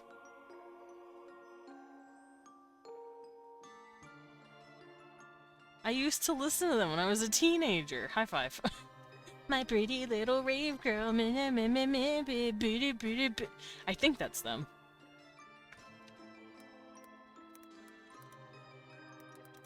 Is that them? It is them. Pretty rave girl is Serial. Yeah, I used to listen to Serial. I used to. This was baby Desmond's music. Whenever he felt like listening to silly shit. This is when I wanted to listen to like really hardcore, like rave music and like nightcore. This was in my nightcore era. My pretty little red girl, always think about her. You gotta search right through me. Yeah. Aliens take form of whatever the facehugger get. Yeah, that's what I hear from a few people. That's what I've heard. I've also heard from a few people that that's not how it works, and so I'm very confused. Because like I said, I've only seen 3 movies. I have not seen the ones with a different, like, well, okay, the Deacon was different. But that was like freaky weird like DNA shit that David was doing in Covenant. So there's like dog aliens and they're scary AF. Yeah, I heard about that. I brought it up and talked about it, and I was told no, that's not canon, and I'm like, what do you mean? I don't know. So I'm floundering is what you need to know. So, dorsal spines. Let's continue talking about their actual biology for a bit, and then we'll cover more types of them soon. Especially since when I love the idea of them taking on a host, and that DNA altering how the drone comes out. I like that. Fluttering like a Magikarp. I'm a Magikarp on the floor. Me. So this thing is a dorsal spine. No one knows what the fuck they're for. I don't know what the fuck they're for. I just thought they looked cool. They're obviously there because Giger drew them, and then the art team said, let's do it. Let's see. It's still in debate what they're used for, with theories ranging from sensory organs to communication organs, to breathing apparatus, to defensive mechanisms, to structures that dissipate heat, to storing substances their bodies need, or to provide structures to carry around the young, underdeveloped chestbursters, the eggs, or the facehuggers, or as a counterweight to keep them from falling over when running. None of these ideas have been confirmed or denied so far. They're there to shoot out flames. Yeah, they're there to shoot out fucking Mad Max flames when playing guitar. One theory is that the 4 back appendages are used as a kind of radar that the alien utilizes to... Oof. Ow! Thank you, Unlucky. Ow, my arm. My arm bent the wrong way. It's also said that the dorsal spines are used to secrete and possibly store the resin used to build their hives. Actually, I like that. Okay, so, hear me out. I have been comparing these fuckers to bees for the past, like, hour and a half. Tubes for resin? So, the reason I put that down and I like the idea is because bees generate their own wax and it comes out of their scales underneath their butts in like little pockets. I've already shown it, but I can show it again if I need to. And that's how they build up their hive. A good pick because they're inspired by bees. I love that. Aliens are big bees, got it. They're big, they're wasps. They're big ass mean bees. I like the idea that it would store resin to build hives. I like that idea. Store resin, maybe? It's a stove store. I like that idea. It is interesting to note that xenomorph drones have been observed. I don't like the term drone/warrior. Apparently that's what this thing is called. I would not be calling it that. I would call it a fucking worker. Drone is a male, warrior is a bigger version of a female, an infertile female that fights for the colony. I would call it a worker. This is a worker. Anyway. Apparently they're called drones and warriors at the same time, but I like the term worker, but that's just me. It's interesting to note xenomorph drones have been observed to bury themselves in the ground, yet their spines are still shown just breaking the surface, implying some use with connected to the environment that may be either biological, breathing, heat exchange, or sensorial, detecting vibrations of marines walking on the ground. It could honestly be both. Drones are tiny warriors, our big queen is hot. Queen can get it. Drones are tiny warriors, our big queen is hot. Did you have a stroke writing this? No, I've already written that down. Xenomorph drone slash warriors. Drones can molt into bigger versions of themselves. Then they can molt into something called a Praetorian.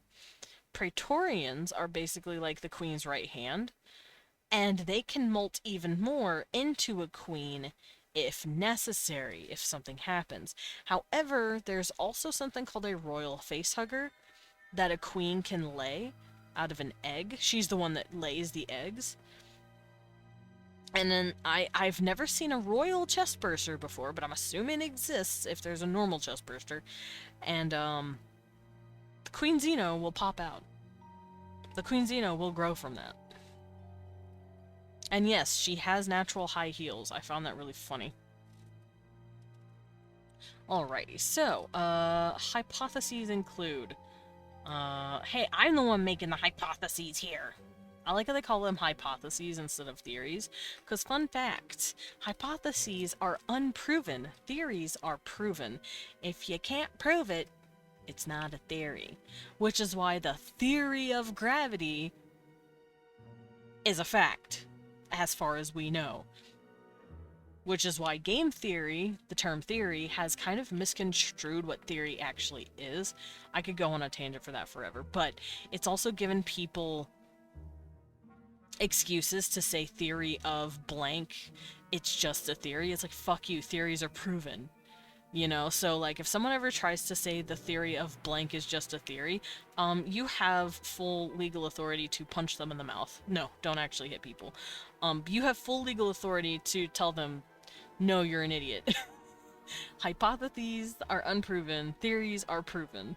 So, anyway, that tangent aside.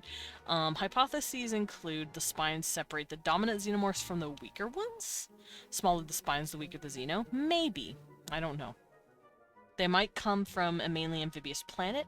Perhaps the spines are a mechanism to swim underwater faster to catch prey, but they do not seem all that hydrodynamic. Spines might be spiracles that take in and filter the air around them, while waste is expelled through the mouth.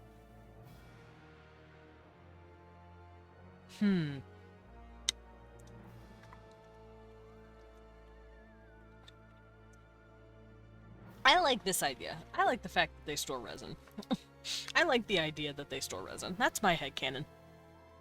They didn't originally have heels, but in order to get their shots they needed in the film, they borrowed some heels from a showgirl movie that was being made. Queens. I love that they have high heels. I kind of like it. And it also looks kind of like this. They've clearly, like, the legs have clearly come down and these spikes have become high heels, which I find really cool. If the alien uses echolocation, it might be able to feel where the vibrations come from. Okay, I'm going to stop reading the hypotheses, because I already have a hypothesis. Tail. It is accepted that the tail is an offensive weapon and little more. Though the creature can and will run on all four appendages, it often stands on two hind legs, so it can reach for its prey with its arms. I don't think the aliens could use echolocation, because you can easily hide from them. Yeah. Okay, so that's the thing. I've been playing Alien Isolation, and I have been sitting there hiding from an alien, watching her walk back and forth looking for me, and I'm just sitting there going, how do you not see me? How do you not know I'm here? Because if you had heat vision, you'd be able to see me. If you had echolocation, you'd be able to pick me out. If you had actual eyes, though, you might not be able to see me. Which is why I think maybe they have eyes. Or maybe they just wanted to make the game easier for people, because if they had a xenomorph that could see using thermal heat, you'd just be caught all the fucking time. Or if they had echolocation, you'd be bombed. The whole thing in the second Aliens movie, when they have low ammunition in the auto turrets, but they set them up anyways because they know that the aliens will eventually learn if they go down this hallway, they'll be killed. But they don't know that the humans will run out of ammo. That is true. That is clever. Clever. While standing, it has also been seen to impale its victim. I've had that happen to me. Even to the point where it can raise a creature heavier than itself to eye level, possibly in preparation for a face bite using the secondary jaws. This would clearly be impossible if the tail were needed for balance, as the already shifting weight would be too awkward, causing the monster to fall.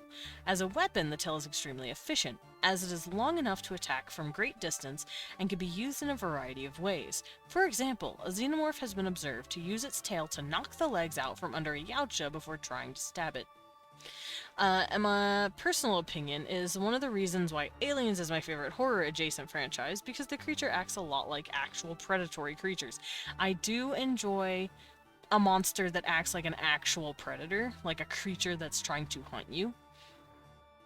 I really like that.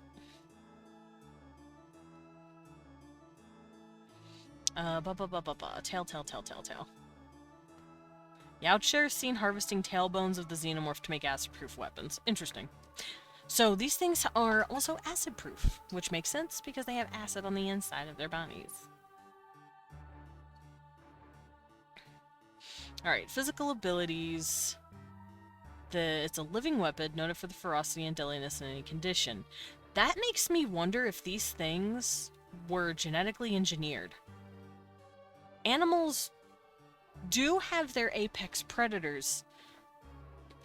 Like, all niches and ecologies have apex predators. So that means either the native planet they're from is just that fucking wild, or these things were bioengineered somehow.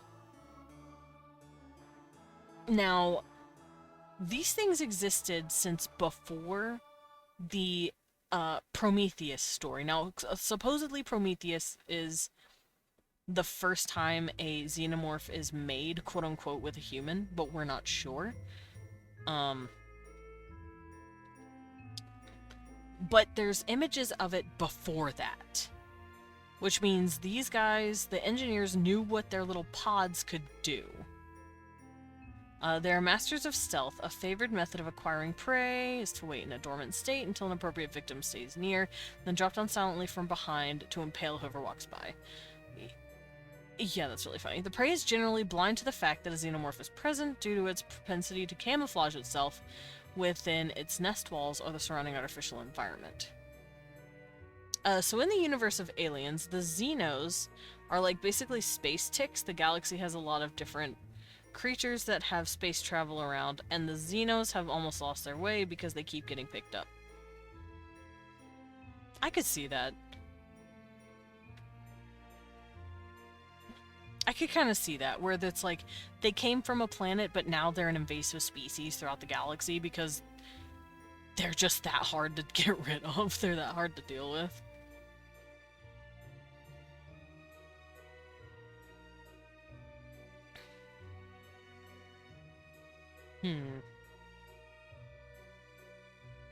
Meanwhile, you have several space organizations that are human-based who want to take the Xenos and use them to grant them immortality.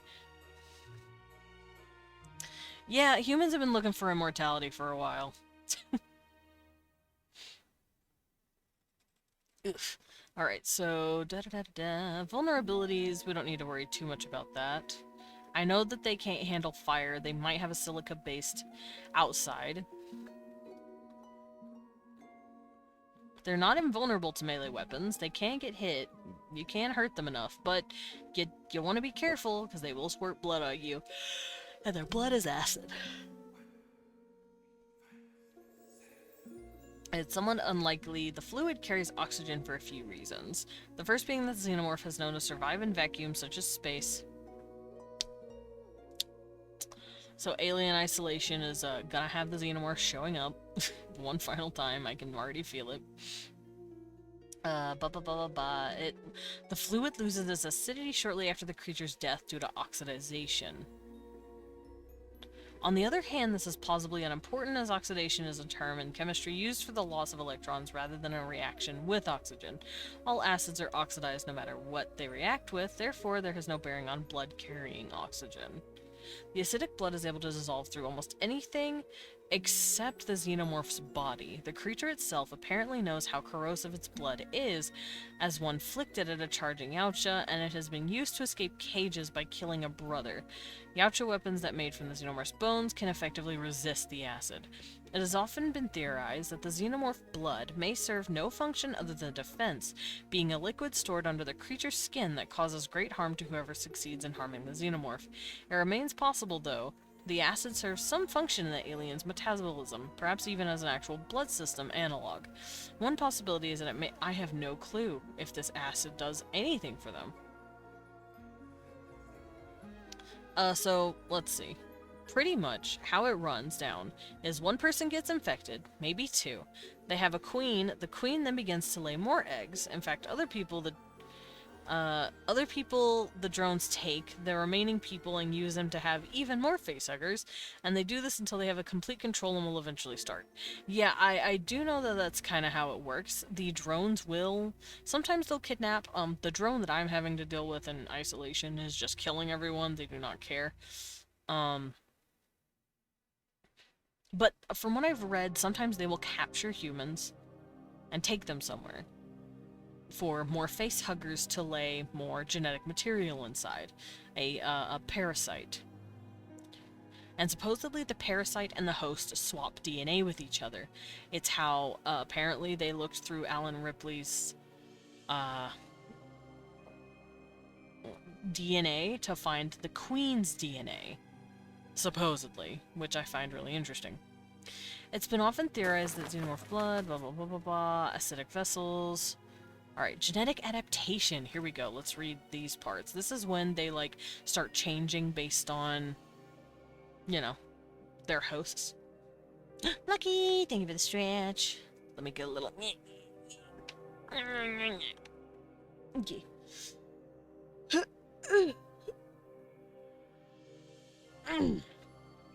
Alrighty. Due to horizontal gene transfer during the gestation period, the xenomorph also takes on some of the basic physical attributes of the host from which it was born, allowing the individual alien to adapt to the host's environment more efficiently.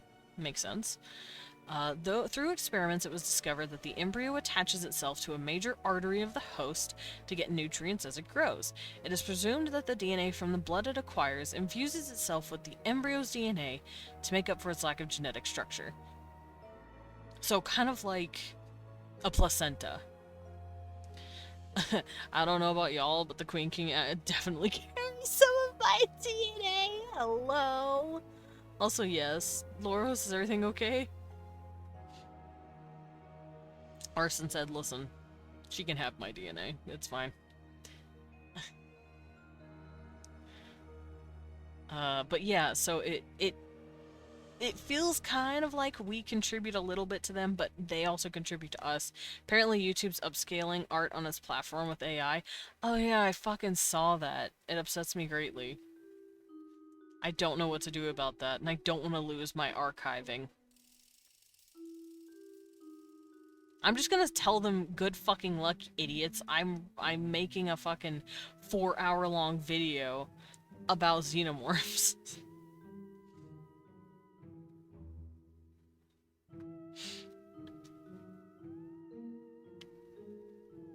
AI is awesome. I love how it's taking over. Yeah. Whoa. I fucking hate AI, guys. Like, in 2000... When did I do the thing? 2022, 2023? Back when it was ugly and kind of funny, I generated one image to see how it would look. And it was fugly. And I was like, haha, that was fun. And then walked off and went about my day. And now that they're actually getting a lot better and cooler, I'm like, oh, this is a problem. So, you know, instead of using AI to actually, I don't know, find cancer early in patients, we're trying to get sued by Disney. That's essentially what's happening. Although, speaking of AI, I know people are— hold on, let me catch up. I know people on there who are looking in to see how to turn it off. I would love to turn it off, thanks. Speaking of AI, which is relevant to today's artwork, the iRobots in the movie iRobot are made by the same company that will eventually make the androids in the Alien franchise. Really? That's interesting. I did not know that. See, I went the fucking, whenever I made Eldritch Nova, I went the other way. I call them replicants. Well, they're called androids in my world, but they can also be called replicants. They can, because they are from a company, at least the biggest company on Earth that makes Earth-based androids, is called RepliQ. So, I went Blade Runner. It's an Easter egg. The robots are all branded to the same company that makes all the cyborgs. That's really interesting. This is one of the few times I have so much knowledge about today's topic. It's crazy. I don't know who makes the androids in Alien. I know Wayland Yutani makes really good robots, but also Seegson makes androids called the Working Joe, and those kind of suck. They kind of break. So it may take on a thicker bipedal form. Nice. Through experiments, it was blah blah blah, yep, get nutrients as it grows, let's resume the DNA from the blood. It may take on a thicker bipedal form with a darker exoskeleton if it comes from something that stands on two legs, such as a human. When the host is four-legged animal, it may take on a more slender, sleeker appearance where its two moves as a quadruped and has more reddish-orange colored exoskeleton. You mean the dog alien? It may also take on some facial features of its host, such as mandibles when implanted in a Yautja. Preyed aliens, xenomorphs spawned from Yautja hosts, have a yellow-green partial skin covering their exoskeletons. See, this is why I need multiple people in chat to talk to me about this, because I don't know what's...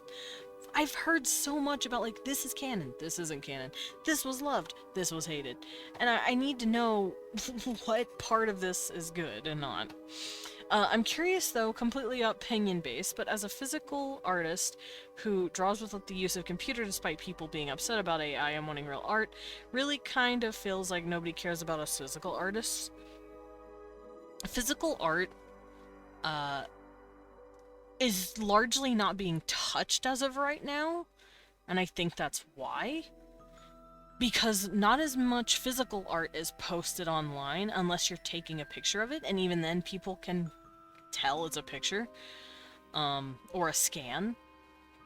And some of them have been scanned, but, like, it's digital, and a lot of it is, what is it called?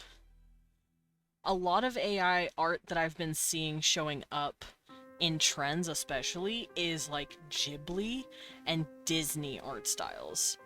So a lot of people, especially Disney and Ghibli, as well as like Marvel and certain Magic the Gathering cards, like art and stuff, they are jumping at AI to stop that shit, and I know some of them have started actually trying to sue, which is interesting. It just feels like from the art community no one really cares if you do physical art. That is sadly probably true. And that's because the internet is mainly a digital medium. Thank you for the pet, Arson. Yeah, there's ads. I'm gonna wait. I'm gonna wait to have this conversation when the ads are finished. I will save. It is saved. You know what? I'm gonna get a drink of water.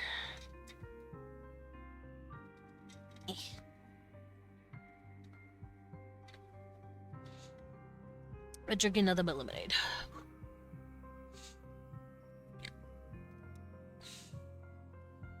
Alright, so I'm gonna come over here and we're gonna start doing different types, genetic adaptation soon.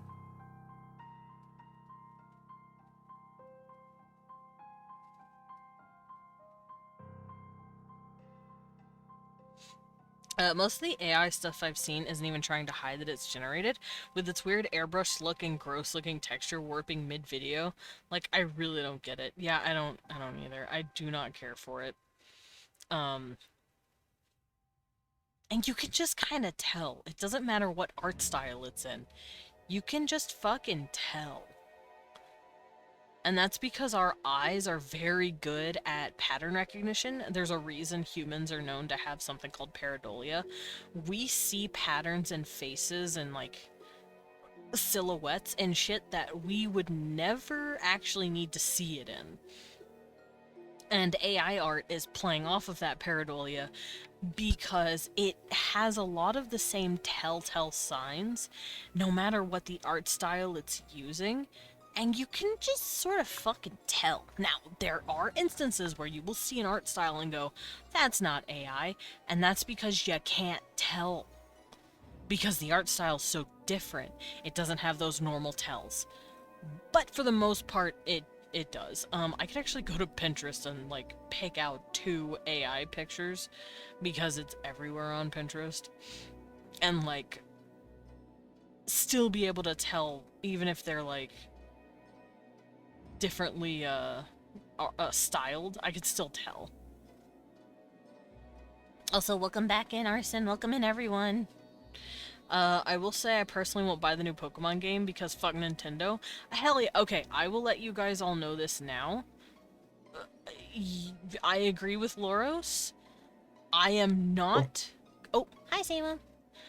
I am not going to be playing Pokemon ZA. I do not endorse that game. I am not even... It's not even worth fucking pirating. It doesn't look fun. I'm not going to be playing it at all. But Huh? I wanted to say, did you know that Pinterest has made it so you can shut off all AI interests? Yeah! Also, you sound different. You're using a different mic, What? or... No. My nose is a little bit clogged, but he's still the same microphone. Unless Discord switched it. Yes, Discord has switched it. Discord has Discord, I am switched going the to boy. kick your ass. Is that better? Yes, that's better. Yeah, screw it Nintendo, switched to they're my a fucking skinwalker. webcam microphone. I disabled the webcam microphone ages ago. You unplugs webcam, it still switches it. You're like, how? No, I literally went into my fucking audio options, selected the webcam's audio device, and literally disabled it from being able to be selected. But I did update my computer last night. Oh, so Discord might have been like, I don't know what I'm doing, and then switched it. The webcam should have been the last resort. Why would you pick that fucking thing? Thing is, I don't even use that webcam for anything. Cause like I've had a like chibi like VTuber model that I used like a couple of times, but the webcam's so crap that it never properly tracked my face ever. Not a single time. Oh. Ew. I don't even know if I have that file anymore. Oh no. Oh. I Oh don't dear. even know Also, if I have that chibi. Pinterest is being good today. I have not seen a single AI generated picture. But then again, I don't really fuck with them all that often, but I will see them here and there. But I've been I'm scrolling assuming through that you Pinterest switched looking. off all of the AI interests. No, I didn't know I could. I just Yeah, you don't can. engage with it, so it's not on my board. But yeah, if you want to make sure that you don't see any of it at all, you can go to your settings and go to your interests. Okay. And you can I turn it deleted all Pinterest off. because of the AI crap. Yeah, Oh, that's good fair. news! Good news, you can turn this shit off now, apparently. You could shut it off. Yay! I still think some will like slip through the cracks probably, but just knowing that you can shut a vast majority of it off is just such a good step in the right direction. That is nice. See, I was trying to make a fucking example, and now I can't find any AI pictures. I was like, oh man, I wanted to show people what I meant by, like, the different art styles can still, like, look AI-gened, and I'm gonna go look for 2 of them to show you what I mean. Can't find any. Oh. Pinterest, the one time I need you to show me slop, and you're not. I will take that as a good thing. It's both a good thing, but it's also a frustrating thing, because I needed it for an example, and it's not here. Mm-hmm. I'm sure I have a few. I'm gonna make some mac and cheese. Go get some Maggie cheese, my guy. Yeah, I'm gonna make some mac and cheese. I will return, probably. Okay. I'm gonna talk about Pokemon here real quick, though, because Loros brought it up. Yeah. I don't like Pokemon ZA because everything I've seen of it is just the AI for the Pokemon to like go do something, just constantly not being able to path or do anything correctly. And also, if your Pokemon's too big, they can't walk through certain doors. That sounds about which is realistic, but really funny. Anyway, bye! See y'all. See you in a bit. Alrighty, but yeah, back on the topic of Pokemon, since I can't find anything for fucking AI samples of what I was gonna do, I will not be playing Pokemon ZA. It does not look fun. I don't even want to put in the effort to pirate the damn thing. That's how little I give a shit about it. I don't think you could pay me to play it, if I'm being fucking honest. And also, fuck Nintendo. Absolutely fuck Nintendo. I'm going to hit that F so hard, you're gonna feel it in your bone structure. They have been pissing me off for years now. They've been needlessly trying to patent game mechanics that you should not be allowed to patent. Not allowed. You cannot patent game mechanics, and I will stand by that for, like, until I'm old and gray. And the fact that Nintendo thinks they can do that shit is asinine, and I will not abide that shit. So as long as they continue these stupid predatory practices to try and have a stranglehold on the gaming market for mechanics that they didn't even fucking come up with, I'm going to be boycotting them. And I know the main reason they're doing it is because they want to be able to finally clap Pal World and clap other games that employ similar mechanics to them, especially smaller indie dev games, because they realize they can't be lazy anymore. They can't make the continuous, well, they can apparently, because ZA is doing fine. If they don't shut down these games, they're going to eventually show their hand about how fucking lazy they are in terms of making their games, because indie devs are doing so much better than them.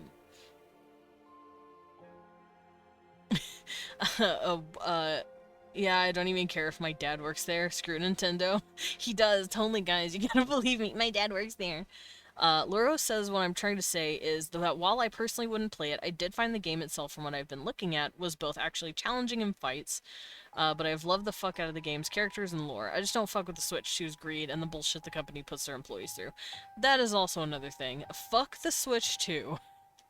Fuck the Switch 2 and everything it stands for. Also, they have made the most poorly optimized map I have ever fucking seen in my years and experience of 3D modeling and game development. They made it an entire giant model for one of the cities, and it's like, no fucking wonder your game is crashing, you idiots. Like, no, that's stupid. Stop. Get some help. Anyway, that's my rant. Fuck Nintendo, fuck Pokemon, fuck Game Freak, and fuck their lawyers. That's how I feel about it. That's why I'm not touching that game. I'm not even gonna pirate it. I don't want to. I don't want people seeing me playing that trash. I am not touching it. Anyway, back to what we were discussing. Genetic adaptations. They changed one of the core mechanics of the games, which is that turn-based battle now. You can sneak up on Pokemon and fight them, which, what?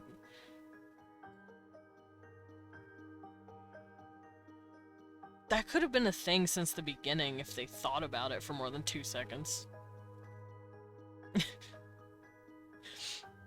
Also, once again, games better and before them did that. I am not impressed by anything Pokemon will ever come up with, because I have already seen it in a video game.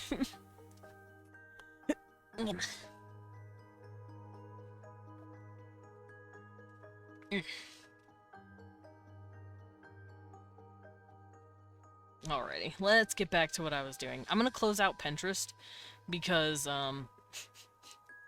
it's not giving me anything I wanted to find.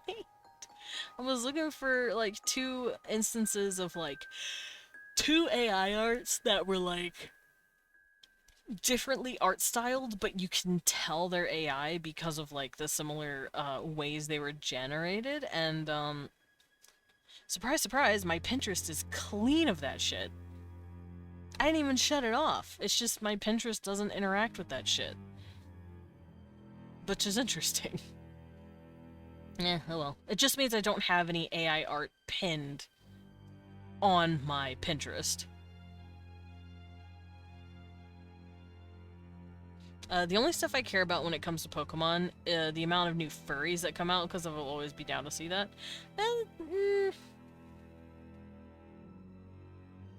Furry adjacent, slightly monster fucker in that category. Because not all of the Pokemon are furry creatures. Some of them are funny little aliens. Some of them are funny little guys.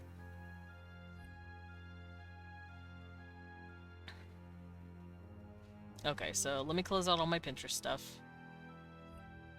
Oh, this one's cute! I saw a 3D model and it's very cute. Oh, that woman's hair is being blown quite around. Oh, geez. I have a bunch of 3D modeling stuff saved on my Pinterest, by the way. I do it to have references for when I start my 3D modeling projects, because I do like 3D modeling, especially low poly, so I have a lot of low poly stuff. So whenever I see more new low poly stuff on my screen, I'm like, oh, look at that. Which I want to start doing again. I want to try and do on a stream again. But I always get so nervous. Because I'm not as good at it yet. Not yet. I will, though. I'm trying. Like, Mega Starmie is just the Starman meme. It's unexpected, lazy, but also funny. I'm not gonna give them credit and call it funny, because I didn't get it, and also it wasn't all that funny to me. Like, I don't know why, but I find it really fucking cringy and annoying when, like, AAA companies tried to, like, make a meme, or God forbid, like, take part in a meme. It's like, y'all, no, please, this is not the way you should go. If an indie dev does it, it's kind of funny, because they're not a, giant company conglomerate towers above me making 7 figures a year, looking down on the peons, you know, like that's literally a guy in his mom's basement named Chad who just wanted to make a funny game once, and I am all for it. Mega Starmie is just the Starman meme. I mean, I'm not a furry, but I do love my bull boy, and we'll be making a costume for him. You know what? Bulls are technically monsters / furries. It's in the category. It counts, kind of. You're inching a little close. It's fine. All right. Soon. I call him Bull, but he is a Minotaur. Yeah. Well, I think it depends on a person's, I guess, opinion. I consider Minotaurs to be monsters, but I do know people out there who would consider them more furry adjacent because they are an animal with human, anthropomorphic, you know, features. That being said, I drew a Minotaur race. Oh god, Loros, have you seen my Minotaur race? I don't know if you've seen my Minotaur race. Hold on, I gotta show you. I drew them as a concept for races that my players in Eldritch Nova might run into. That's a bug. No, I haven't. I need to, though. Okay, that's a bug. This is also a bug. Where are they? Ubosians. There they are. I made cow people! And they're very furry. And they have, like, their hooves, their nails are kind of like hoof-nail combos on their hands. And I made them. Look at them. They're babies.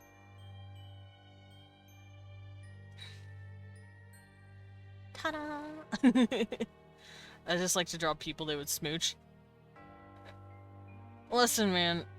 I like to draw creatures that I would give a kiss on the snoot, okay? That's all this is, okay?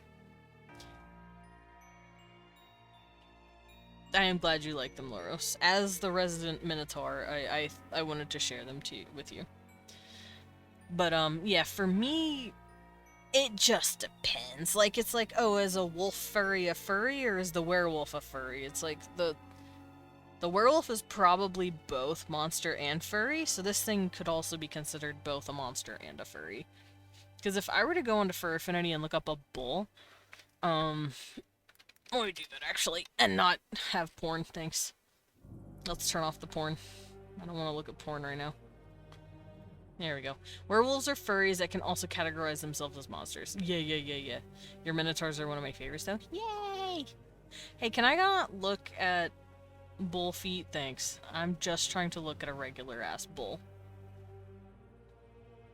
I'm on Fur Affinity, and I'm going through their stuff, and I'm like, oh no. This was a terrible idea. So, I've noticed that some furries, very commonly, like half the time, their creatures will have accurate legs, and then another half the time, they will not.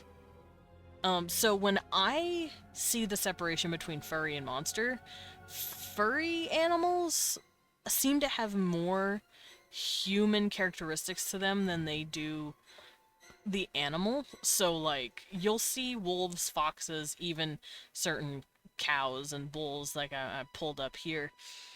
Their feet will be plantigrade, which means they will have their, the balls of their feet on the ground. Now, I have not found an example of that for this specifically, and I think it's because people like to give their bulls actual hooves.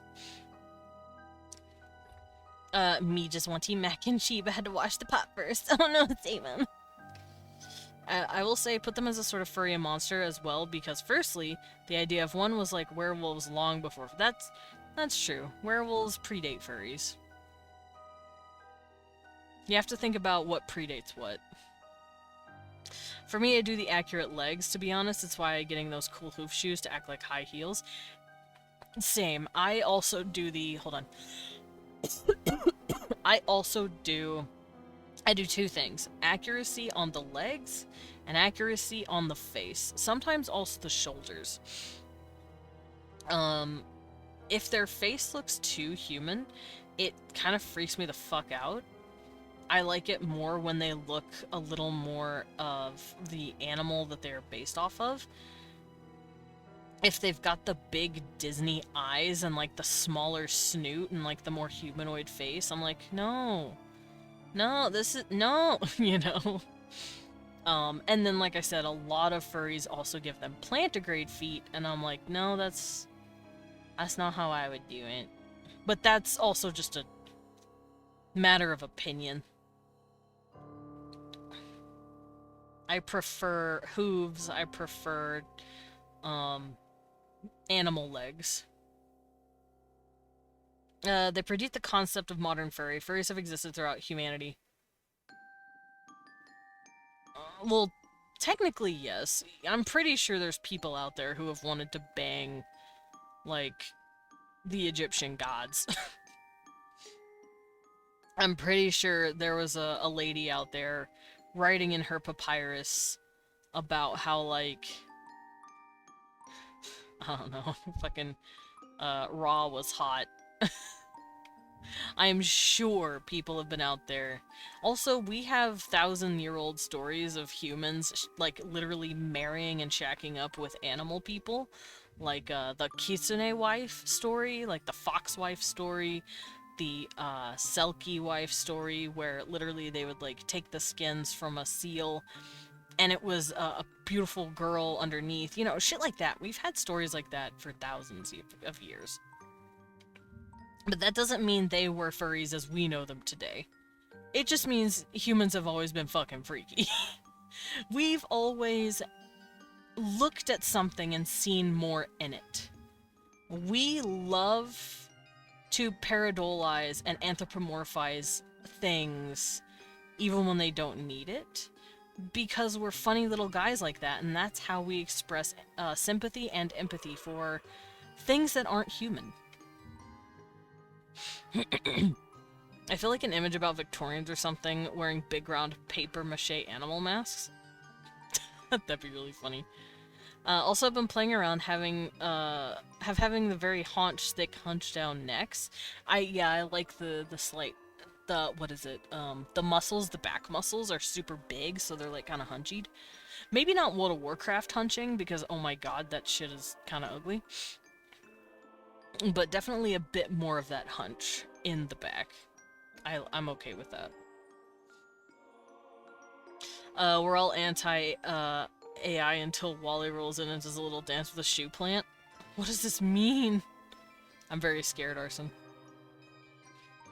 Though it's sort of covered up by my bull's large ass mane.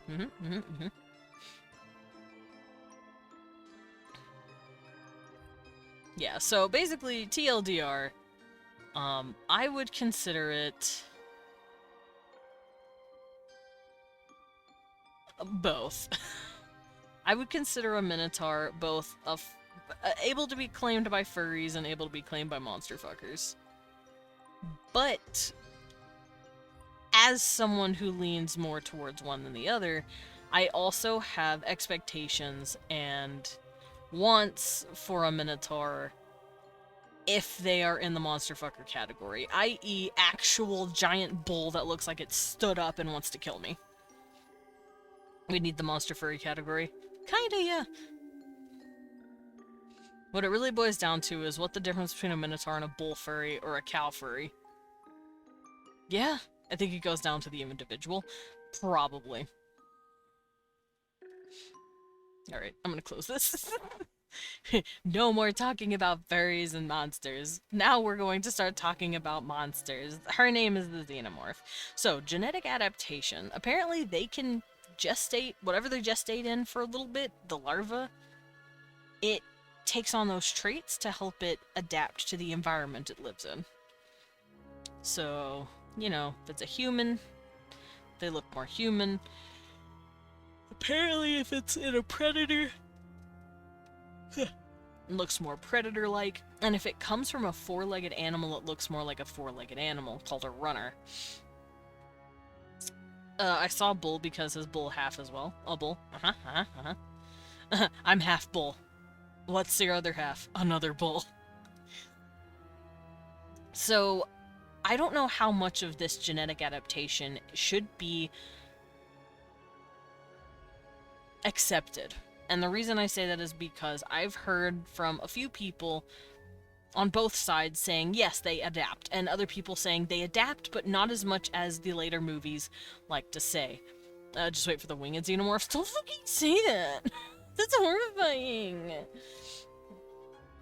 It's conceivable it derives from some level of intellect from its host. The quadrupedal xenomorph seems easier to trick than the bipedal ones, and the predalien appears to have better understanding of weapons being used against it. Oh yeah, animals that can fly are terrifying. Please no. Please don't put wings on the xenomorph. Alright, so their life cycle, we've already done this. They start off as an egg. The face hugger pops out, which delivers genetic material, a larva into the body of its host, and then it dies. It promptly just... bleh. After that, let's see. Ow. Oh yeah, those animals that can fly are terrifying. Didn't other ones did that's already a thing? Oh no! Pulling up like King in Black Venom, large skeletal and leather-like wings. Oh no! Real quick, just Google the toy line and you'll see there's a rhino xeno. A rhinoceros xeno? Oh no!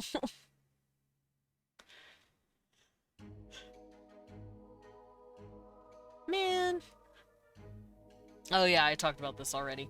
The facehugger supplies oxygen to keep the host alive during the impregnating process. Once the embryo has been implanted, embryos? There could be more than one? The facehugger falls off, curls off, and dies. Hosts usually fall into a short coma and wake up ravenously hungry. Basically, they got them pregnancy cravings, is what I'm hearing.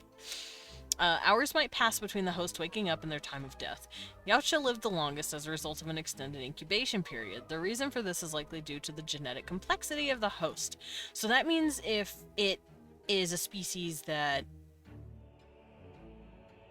has a longer gestation period, they're chill. Does that mean they could technically get the parasite taken out of them before they die? That would be cool. Oh, yeah. More than one happens. That's cool. So more than one can happen. You can have twins. That literally happened to the main character.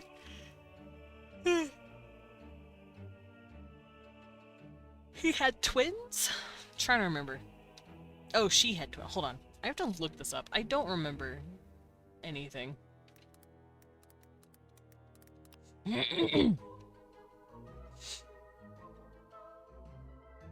Not me having to fucking remember the goddamn movies.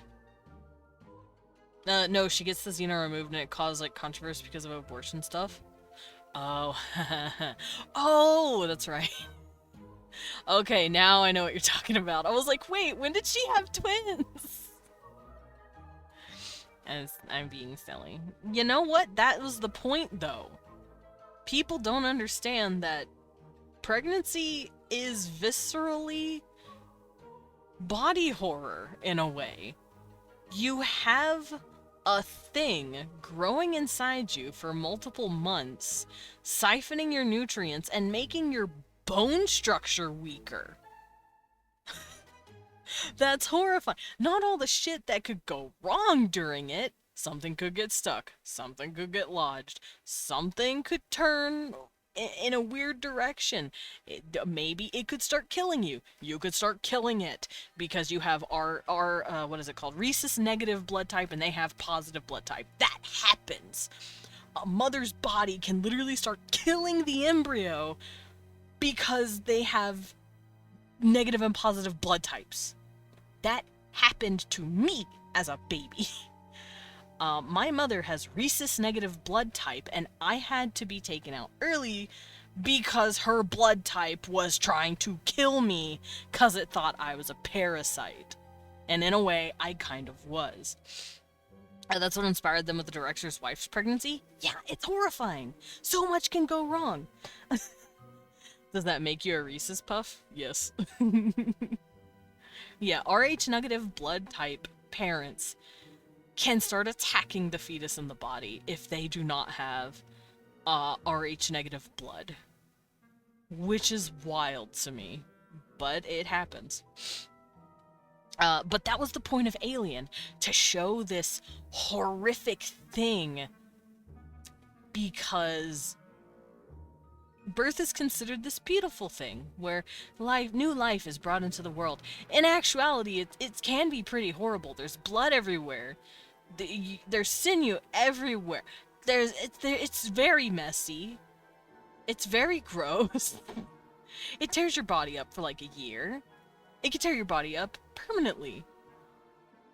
It's a horrible process that you have to know the risks of. And Alien was bringing out all of that fear to everyone, not just people who can get pregnant. And that's why it was happening to men. To horrify men in a way that they could kind of understand the horrors of pregnancy. That was the point. It was meant to be scary. And it was also supposed to represent SA as well. Like, that was the point of the fucking movie. You had been throwing hands ever since you had them? No. I was getting attacked when I was in the womb. I was being attacked. I was the tiny little RH positive baby. And my mom's body thought I was a parasite and it was trying to kill me. Which is why I had to get taken out early.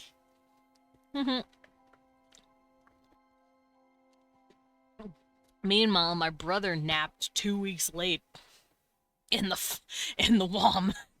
That boy did not come out. I had to get evicted early.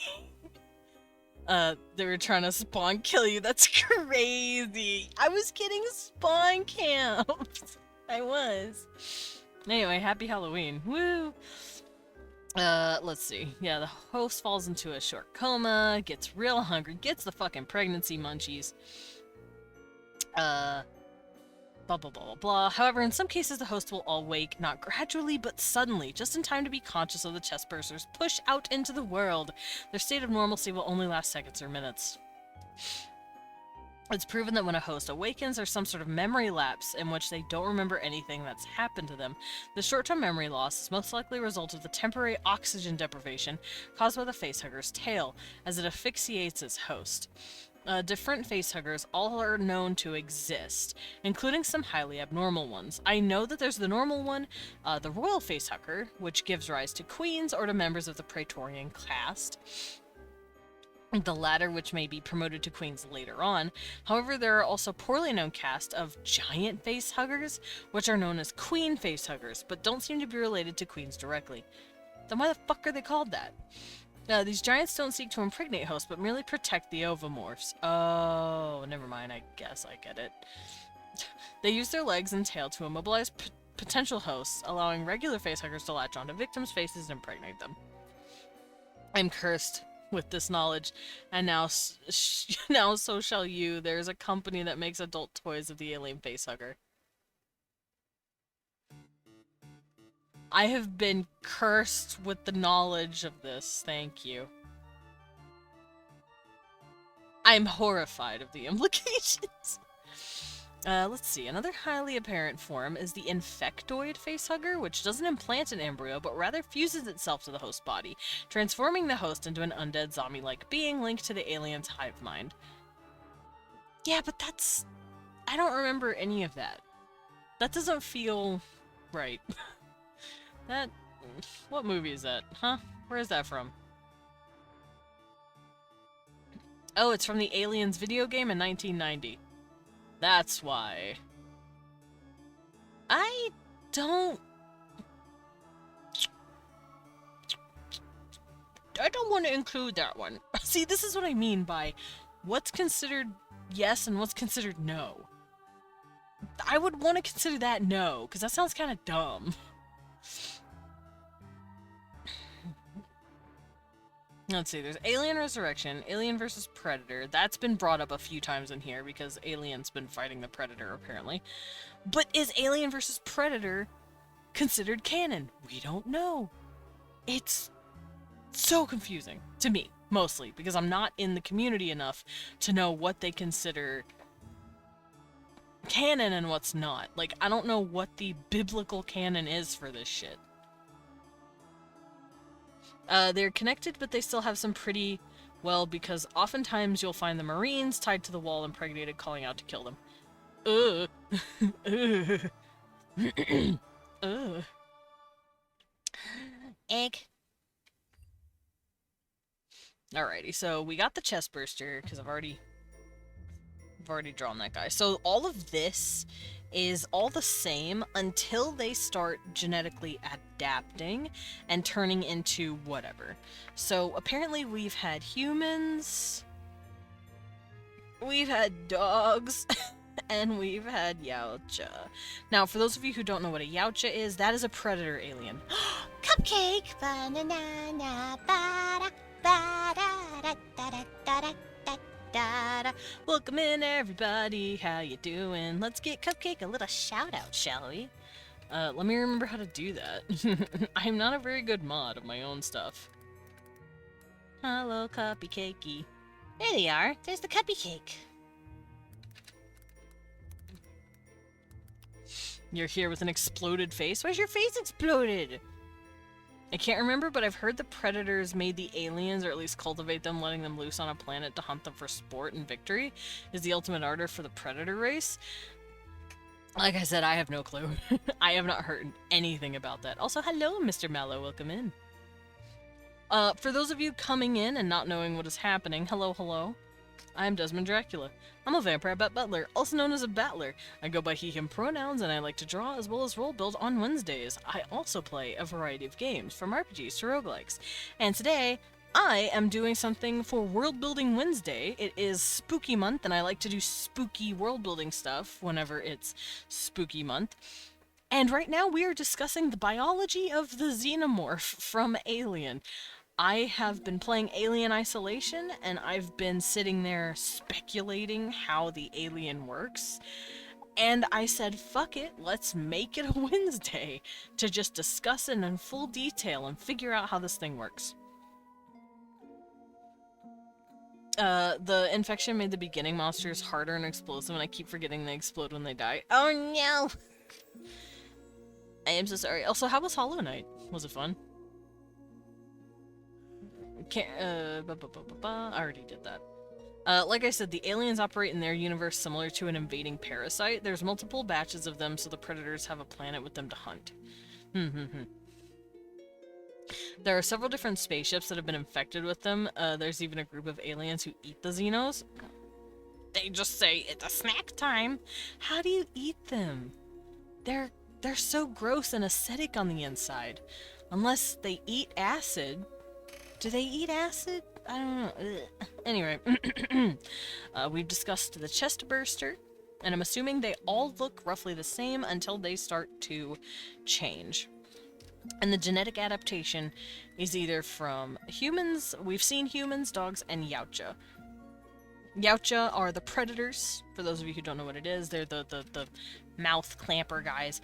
I also know that there is a webcomic, or not a webcomic, just a comic of other aliens having to deal with these things. I remember a few pages here and there. It was like a Zayden-looking kind of species. But I don't know what the xenomorph looks like when it comes out. Oh, there was also the engineers, the Malakak. The Malakak also had a xenomorph come out of them. Sort of. It's a proto-xenomorph. And the reason I say that is because the face-hugger, quote-unquote, came from the womb of a human woman who got impregnated by her husband, who had a fucked up set of baby-making stuff. He got basically xeno-poisoned, and then he went cuckoo on his wife. They did the thing. They did the devil's tango. They fucked there. And then she gave birth to a squid baby. And that thing face-hugged the Malakak, the engineer, and then at the end of that movie, he made another kind of Xeno. And so, I don't know if that counts. It wasn't an actual face-hugger, it was just a human embryo face-hugger developed hybrid? That's the best way to describe it. And Twitch is being funky. It hates me. I'm sorry. Yeah, they're strong enough to eat the acid. They consider it spicy, and they straight up chomp on them like bananas. Oh my god. Xenos operate with a hive mind, but it's similar to like that of a beehive mind, where the only goal is to create more Xenos and feed the queen. Yeah, I wouldn't say bees have a hive mind. Bees are pretty individualistic. But they do all work together because they're in a eusocial colony. But it sounds like these guys might be actually a hive mind where they're controlled by one thing. When humans or other creatures get infected by like the Xeno mind control, their one goal is to create more Xenos. Let us continue reading this. Little is known about the transformation that occurs between the chest burster and adult phases. We do know that they molt. I've already discussed that they molt multiple times in order to pop up as their current self, as you can see here. Now, I don't know what that molting process looks like. I don't think anyone does. The mind control acts a little bit like a zombie virus when it's like, if you get some goop in you, then you, like, must make more babies. Like I said, I don't know shit about the video games. I barely know shit about the in-between movies. I should probably watch them at some point, or at least maybe watch a movie about it, like some sort of documentary. I don't know. But yeah, they become bigger, and then they start just indiscriminately killing, or they kidnap. They kidnap humans and take to their queen, apparently. It says here, maturity is reached in a few hours and involves a dozen-fold increases in mass, which would presumably require some form of nourishment. In the Nostromo, Ripley comes across a food locker that has been raided, apparently by the Xenomorph to get food. So apparently these things can eat just regular-ass food. And after eating parts of their host, they'll pop out, I guess, eat a fucking vendor full of snacks, and then grow into an actual giant xenomorph? So does that mean they don't need to eat humans anymore? Or are they just so small, they don't want to risk that yet?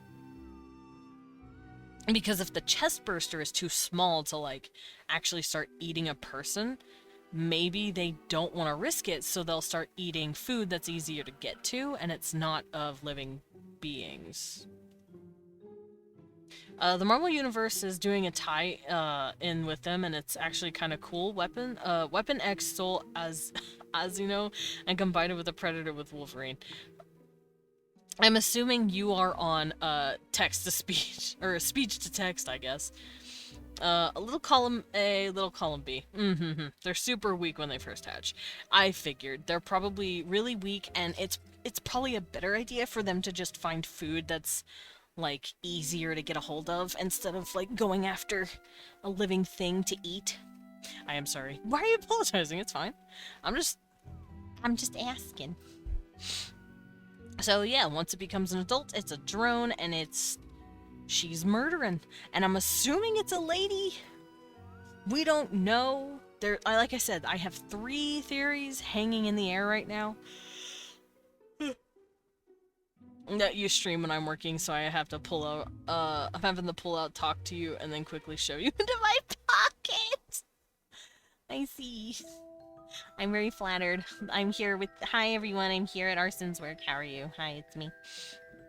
But yeah, those are my 3 main theories. These things are all female, and for the most part they are infertile, but maybe some of them can become fertile if they are able to molt enough to become a Praetorian, which is the thing just before Queen.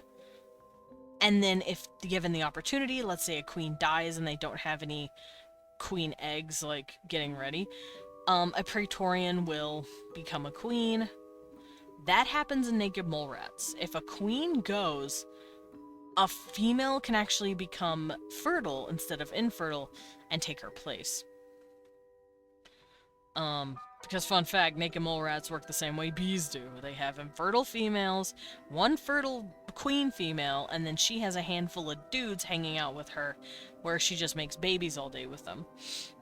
I think that this kind of can work the same way, but if that is the case, drones are either infertile females, with the queens being fertile, and laying eggs whiptail lizard style.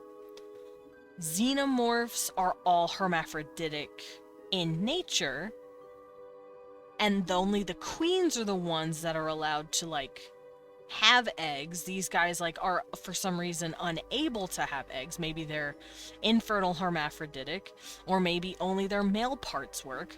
Or, third theory, the drones are males and the queens are females, and they go through a sexual change if they have to molt and go to that. Like clownfish. Clownfish, if there's too many males to female ratio, males will actually switch to females. They'll go through that sexual change. Whether or not any of that is real is, up to speculation. We don't know. Those are my 3 theories. Hypotheses. I've already talked about theories not meaning that. The Xenos traits are the things on the back of their rear head, and the spiky tail, even though Rhino Xeno has those resin things. That's probably why they have why you have all of them sharing the same similar traits so they can build a hive. Like what you're talking about with the resin stuff. Yeah, I really like the idea of the back things being resin. It's pretty much how it works, because you only need one person to get infected, and then usually if there's no other Xenos around, that one infection will turn into a queen. What will happen if they run out of food is the queen will die and lay a bunch of eggs in hibernation, and then eggs can survive for yeah, that's true. The eggs can survive, like, forever. It's horrifying. Unless extreme conditions happen like explosions or cold. That some sort of space wanderer comes up, touches the eggs. Once the egg is activated, bada bing, bada boom, you got yourself aliens. Yeah, but like I said, I have no clue. I'm going to say it's some sort of whiptail thing or clownfish thing. But it could be the whiptail thing. Sort of. But with bees. So that means...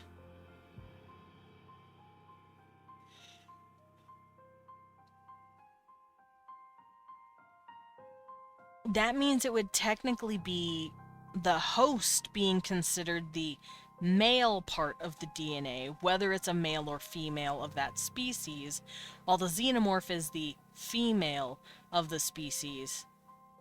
Because they lay the eggs that make the face huggers that deposit that parasite. And because these things are hive mind already, who's to say the face hugger isn't technically the parasite as well? What if they're both the same thing? Like, mentally. The reason the face hugger dies is because that parasitoid is now inside the body and the face hugger's job is done. It loses that hive mind connection with the parasitoid because the parasitoid is no longer there. That's a theory. That's a hypothesis. So the face hugger could just be the proto car / vessel of the nymph stage of the chest burster, the little parasitoid that it lays. And then once it's abandoned the face hugger that came out of the egg... Oh, hello there. Ozymandias, nice name, welcome in. We're discussing alien biology and how it could work, and different hypotheses that I have. For Spooky Month and world building. But welcome in. Thank you for the follow. Welcome to the Bat Cafe. Oh my god, my hand is not wanting to wave. Hi! Hello, hello. So if you like aliens, and you like spooky stuff, and you like world building, and you like speculation, you're in the right place. But yeah, I think that could be a thing, but I don't know.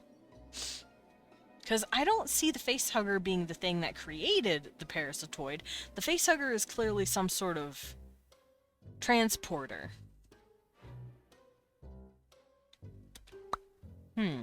Anyway, genetic adaptations aside, if those are real and like they're established canon, like I said, I've heard from both people, like both types of people saying yes it is and no it isn't.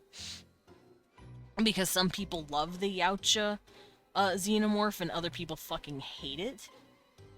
If that is true, no, the facehugger is from the ancestor, so like the spaceship, oh man, is where you get infected from whatever xeno before they lay eggs on. The spaceship is the ancestor. Arson, I might need you to say that again. My brain's trying to process it. The facehugger is from the ancestor. So like spaceship. That is where you can... Let's say you have your protagonist and Marines, right? They go to the spaceship Alpha. Yeah, are we talking about the giant horseshoe? Find an egg, there's your story. Well, yeah, I know that. I'm just thinking about how the facehuggers play into this, if I'm comparing these guys to evil space bees. The Xeno Queen before the Marines ever showed up lay eggs on Spaceship Alpha. A queen has laid the eggs already. Yes, we have established that. The eggs share the DNA with the queen. Yes. They are all her babies. The hive mind will now come from the new queen that is infecting the Marines. Each hive mind has its own queen.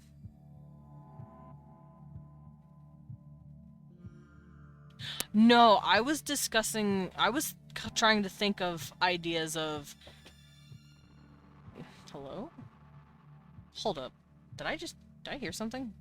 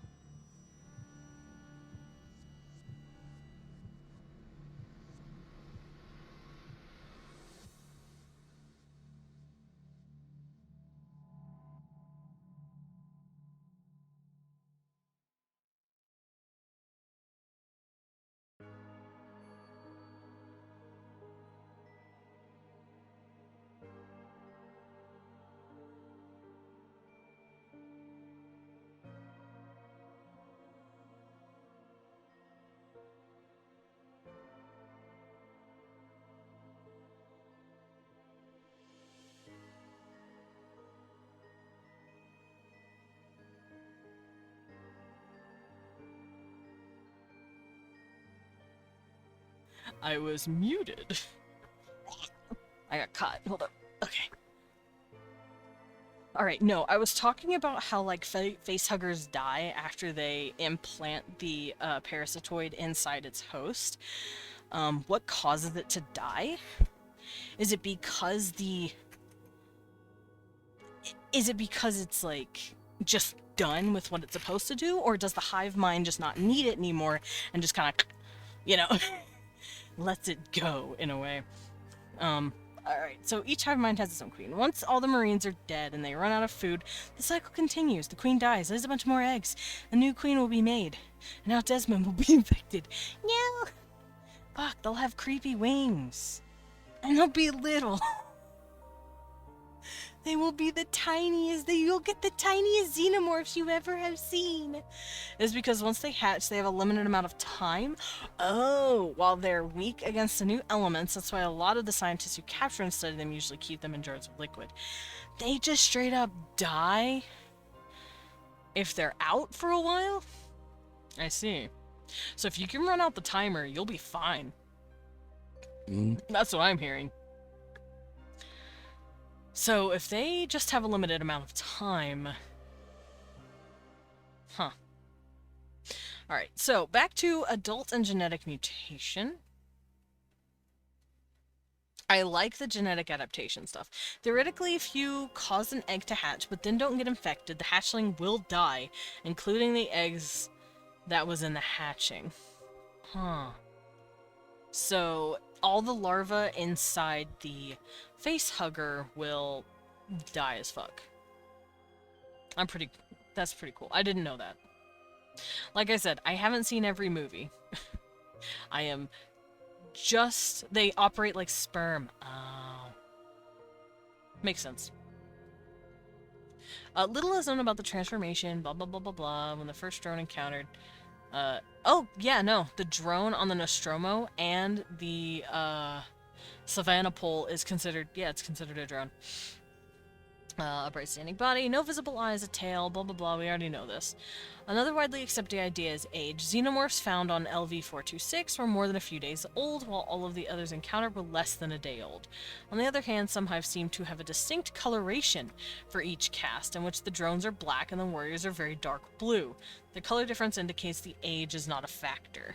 See, I think this is why a lot of people get lost in the weeds and start thinking about, like, why certain things should be in and shouldn't be in.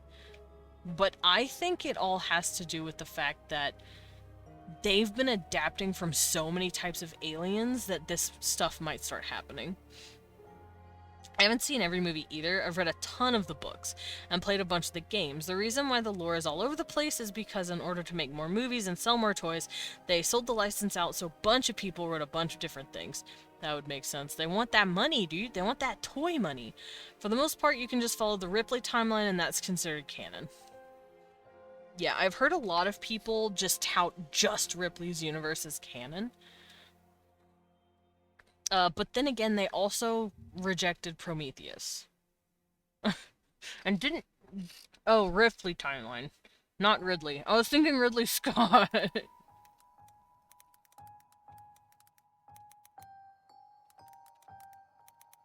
Because I know, wasn't he the one who also helped with...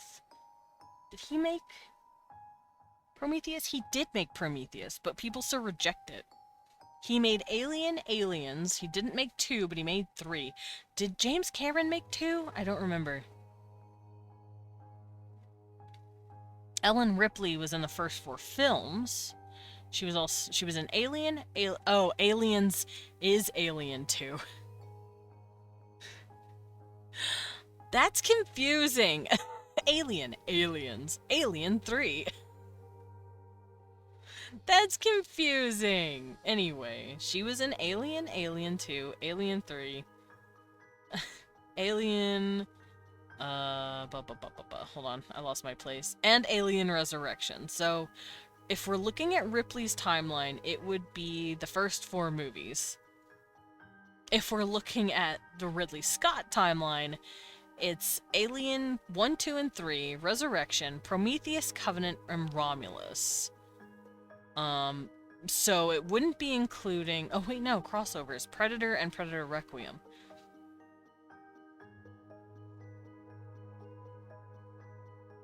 And Alien Earth. Okay, so he pretty much... Oh, wait, this is the official franchise, not what he made. Wait, but I was looking at his fucking thing. Where is he? Give me my boy.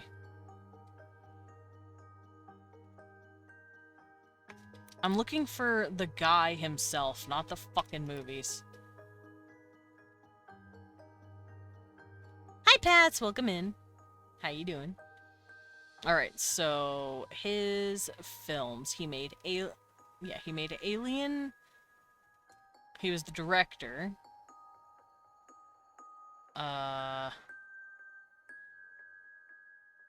Is that it?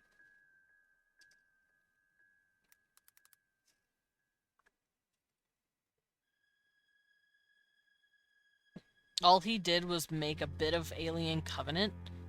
The first Alien. And yeah, Alien Covenant. He has not made any of the other Alien movies. So we can't use Ridley Scott as the canon guy. Ripley was only in the first 4. Ripley, the main character, if you follow her timeline, that's what most people consider canon. Prometheus, as far as I know, is the only thing that's ever been taken out of canon. Which I find really fucking mean, because I liked Prometheus. Also, who's out here saying it's canon and not canon, huh?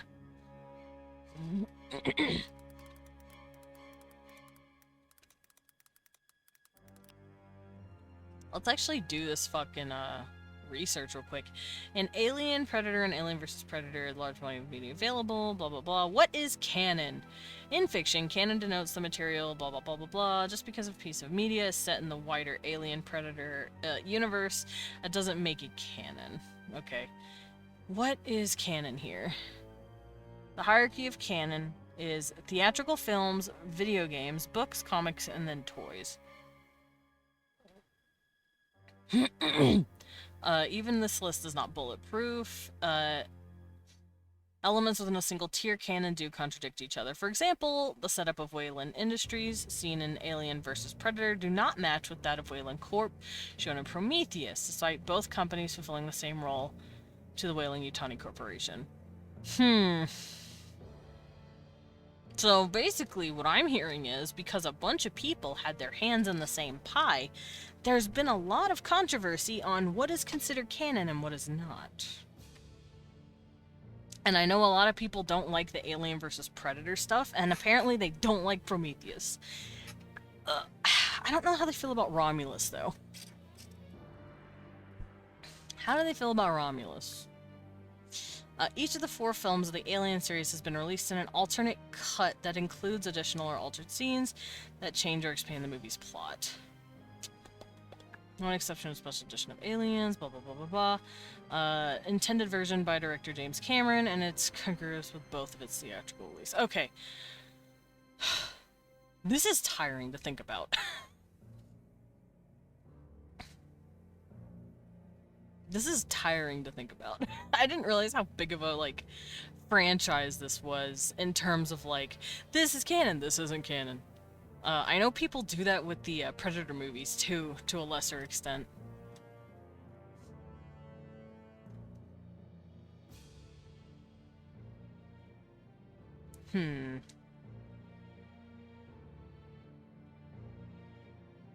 So we don't know if the Yautja is canon. Or the Malakak. We don't know. Because these are technically movies that aren't considered canon? Blippi, you know who I am. I'm Demon Dragula. There's also the whole games thing. Video games are, like, considered less canon in terms of, like, the hierarchy. Movies are the highest, books are lower, comics are even lower, apparently. Toys make sense because they're supposed to be on a fucking conveyor belt, you know? They're just making shit to make shit, if it's a toy. Welcome back, Arsene. I am considering my options here of what could be considered canon and what isn't. So, where does the dog alien come from?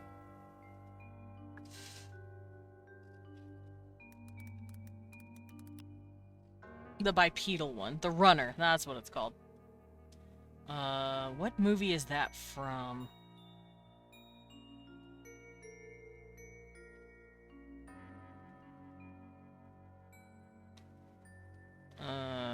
Slightly smaller than the human spawned. Yes, but what movie did it come from? That is the question I need asked. I think you should take everything with a grain of salt if you consider the actual in-universe stuff. The Xenos are in fact so much of the galaxy that technically everything could be considered canon. That's also something I was thinking of where it's like, oh yeah, it's technically sort of canon because everything could happen, but like... I also like thinking about... because I like the genetic adaptation idea. But some people don't, and it makes me very sad.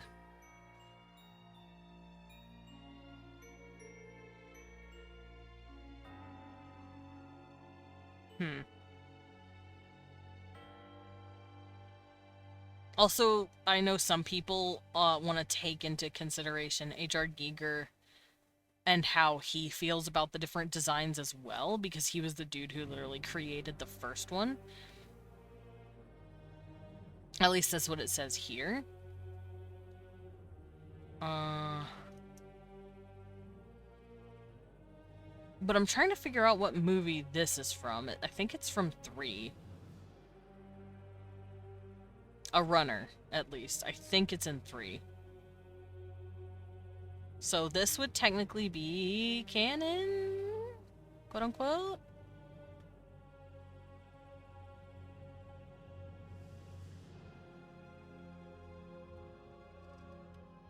So humans has been there since 1. The runner was there in 3. The Yautja was from Alien vs. Predator, and the Malakak was from Prometheus. But I can't think of any others that were genetically changed. It all seems to be humans up until that point. So that's the best we can do for what genetic adaptations could. Ow! Oof. Well, what the fuck? Okay, fine, I'll get a sip.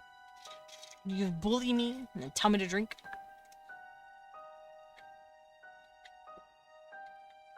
Oh, why is water so gimme? Also, welcome in. We're talking about xenomorph biology.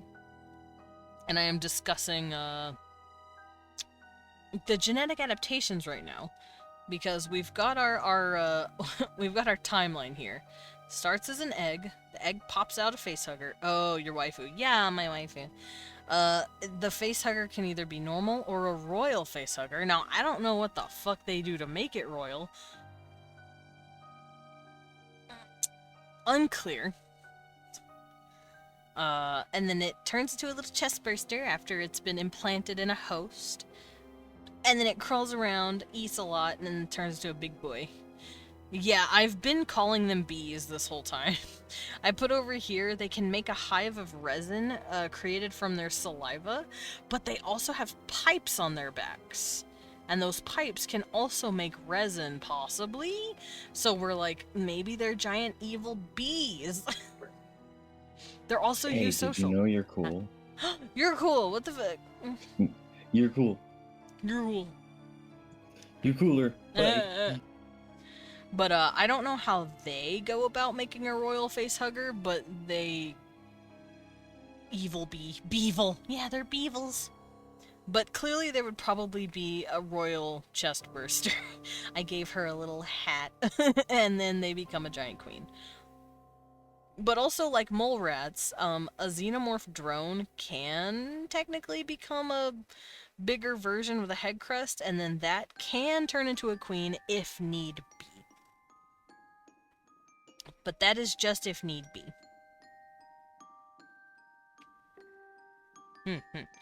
Now, I'm looking over how the genetic adaptations work. I also know that there was this one thing, I think in Romulus, where it's gross.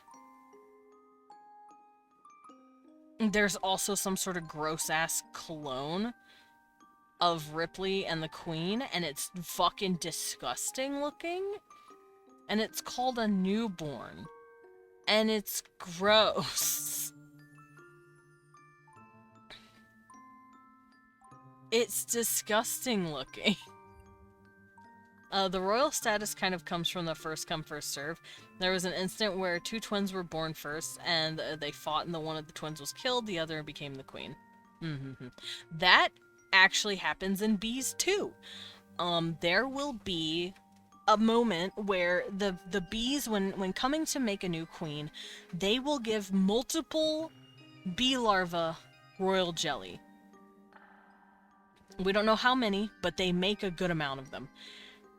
And then whoever pops out first starts murking her sisters. Just fucking kills them. And she's like, I'm queen, they all died.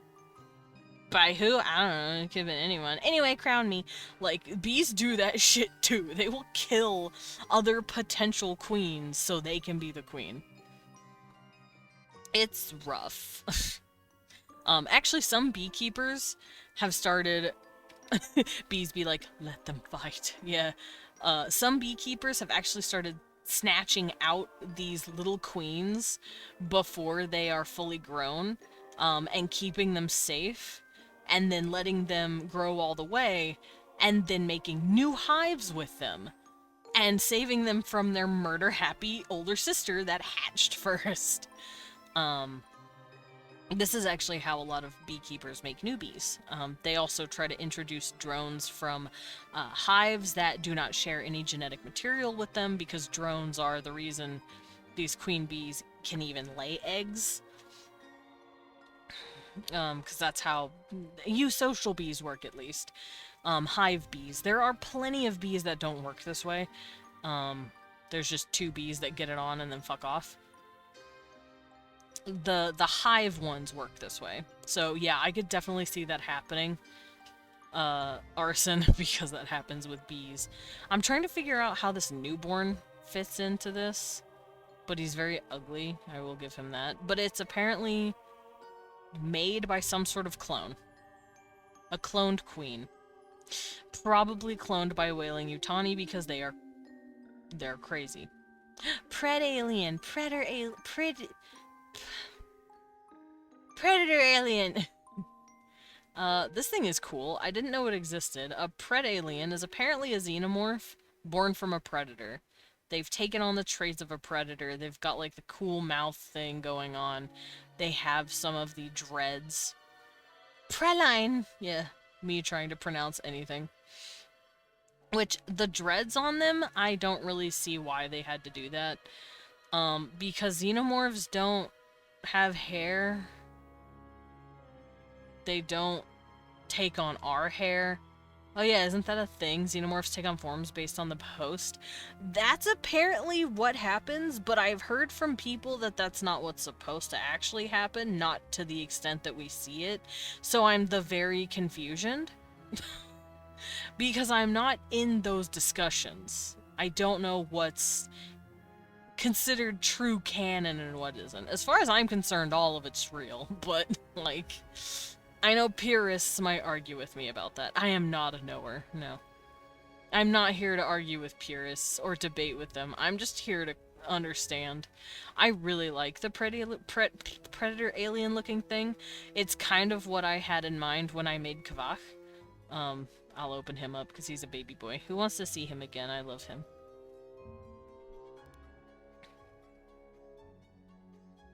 Let me go find him. Come here, baby boy.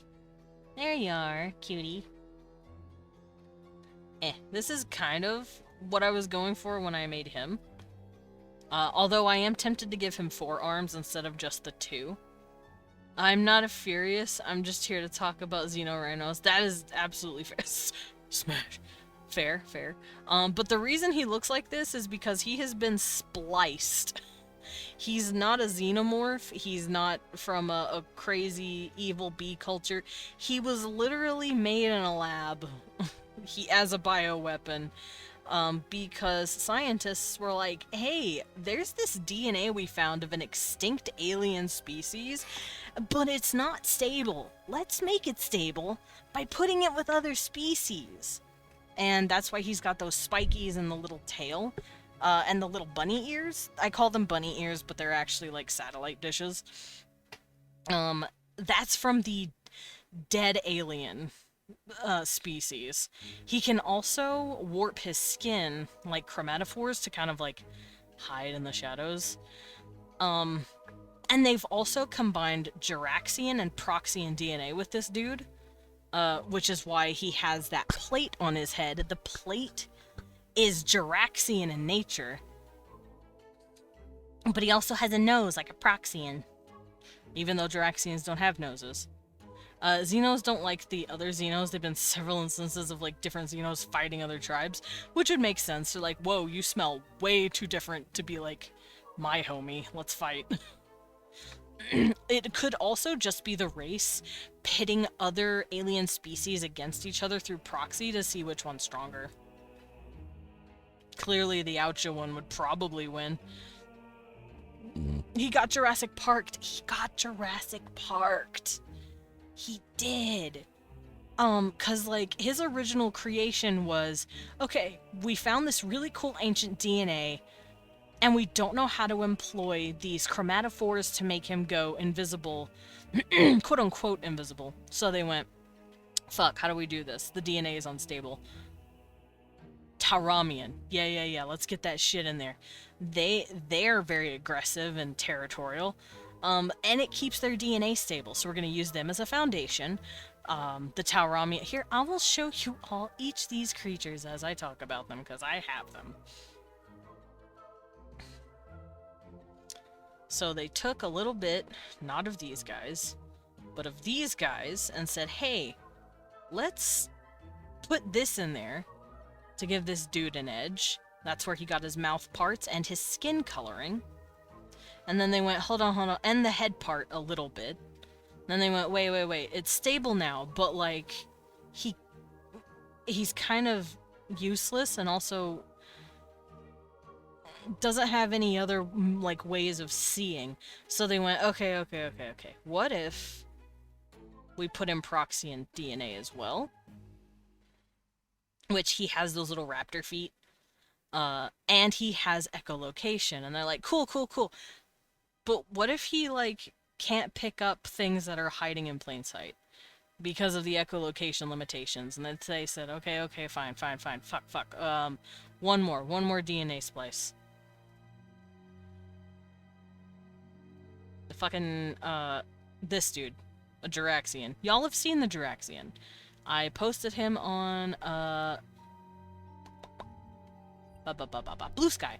He's my current, pinup boy. I'm not gonna show him here, because Discord, or Twitch might yell at me. I come in on Desmond talking about fucks. No, it's fine. But they have thermal vision. And they're like, there, fuck, he can see everything. Are you happy now? And they're like, no, we want to be able to control it properly. Oh, we've seen him. Yeah, damn right, you've seen him. My Jiraxian is great. He's a big old bat, and I love him. But yeah, then they were like, well, shit, how do we control this thing? We want to make sure it's smart enough to understand us, but also it listens to us in a hive mind capacity. You know what? We have another set of alien DNA that we're not going to tell you what it is, and we're gonna put it in there, just a dash. It's fine. Okay, well, fuck. How do we get these things more fertile? Human. Let's dash a little human. He is a splice of like 5 different things. This poor dude has been spliced with everything. Desmond making and sharing sexy bays? Not. Yes, me. I show you my alien, please respond vibes. Listen, I've showed you my alien. Anyway, that's what this poor fucker had to go through. But yes, I did give him cool spikies and a little tail, because I did want him to be sort of like my he's my alien at home, basically. But he does have, like, different origins. And I will let you know now, I give him the pronouns he, him. He is technically hermaphroditic. He can do both. And that comes from a couple of DNA splices that they've put into him. Which, does he have the genes of the frog that transes your gender? No, he doesn't trans his gender, he just has both and just calls himself a guy. He also named himself. He names himself Kavach, which is from a language no one knows. He just seems to, like, have a second language in his brain, and they don't fucking know how. At least the scientists don't. And it has something to do with one of the alien DNA splices that was put into him. That hive mind need, like, to have him be connected to all the others whenever they eventually make them. That may have played into it a little bit. And also, he may actually just be a fucking supercomputer. Because of that. He can pick up on the voices of, on the thoughts of another life form, essentially. Oh, we know he can do both. Fun fact, canonically, he cannot get it up with the scent of feminine pheromones. It is only male pheromones that set him off. Canonically, my alien is gay as fuck. Canonically, he only likes the men. So.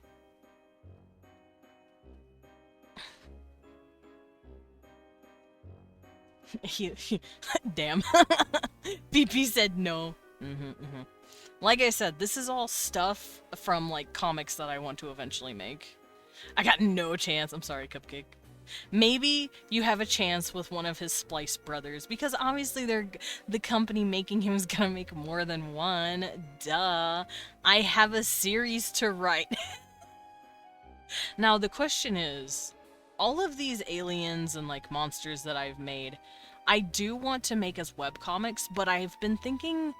Good thing I'm a breedable man. For the, I don't want to make all of them into comics, at least not right away. I kind of want to get all of them out. Bless you, baby! I kind of want to get all of them out. And some of them might be little books first, but I don't know. I'll have to think about it. Anyway, I'm gonna do this. This makes a runner. This makes a pred alien, as they like calling it. Also, yes, they added human DNA to make him more fertile. Because in my universe, humans are the adaptive fuck monkeys of the universe. They do the breeding. Humans are the sluts of the universe, and that is canon. A dactyl. Listen, that is a canon event in my universe. Humans bang. Humans be fucking. So humans make regular-ass xenomorphs that we know them as. Doggos, or four-legged creatures, like rhinos, apparently, stares at arson, blink, blink, blink, makes something called runners. Yautja makes something called predaliens, which I find fucking hilarious. And Promethean Malacax makes something called the Deacon. Now, I mentioned the Deacon earlier. Now I want to talk about my own species of creatures. Y'all did this to me. I did this to me, but I'm gonna pretend y'all did this to me. The Deacon is not a xenomorph per se, but more like a close relative of the xenomorph. It was born from an engineer who was face-hugged with a special type of face-hugger. Yeah, it was that big, hexapod thing that, that lady gave birth to. I don't remember her name. Shaw, Elizabeth Shaw, that's her name. She gave birth to a weird-ass facehugger, and by give birth, I guess I mean yanked out of her body, because she's like, fuck this. Don't talk about your own lore, that would be- oh no! Don't talk about your own lore, that would be terrible! I would love to talk about my own lore, you can't stop me. Maybe I will after I'm done with this. Let's see, it had an inner mouth, an elongated head, but no tail. It's unknown if it had acid for blood. So, I don't know if the Deacon counts, but the Deacon is cool. I thought he was cool. So, I'm gonna go through this. The Pred-Alien, yeah, we already know that. It's a Predator-Alien combo. The Runner is the... I believe it's they're called Dog Aliens. They run around. And I just put dog here. I should have probably put something else. Because apparently they can do it to any creature that's four-legged. And they're just called runners. Or dog aliens. What the fuck is a Tarkatan? Tarkatan? The Tarkatan xenomorph is a strain of xenomorph born from a Tarkatan host. Although by genetic identification, the strain is identified as Tarkatan, this xenomorph is only one of 3 variations of this specific strain. What the fuck is that? What's a Tarkatan? Tarkatan. I don't know how to pronounce that. Oh, it's from fucking Mortal Kombat. It's a Mortal Kombat guy. It's the people with the crazy mouths.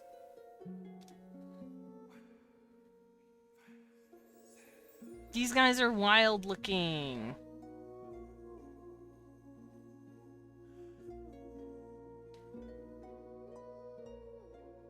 I see. Okay. Why would there be a Tarkatan xenomorph? Was Alien in Mortal Kombat at some point?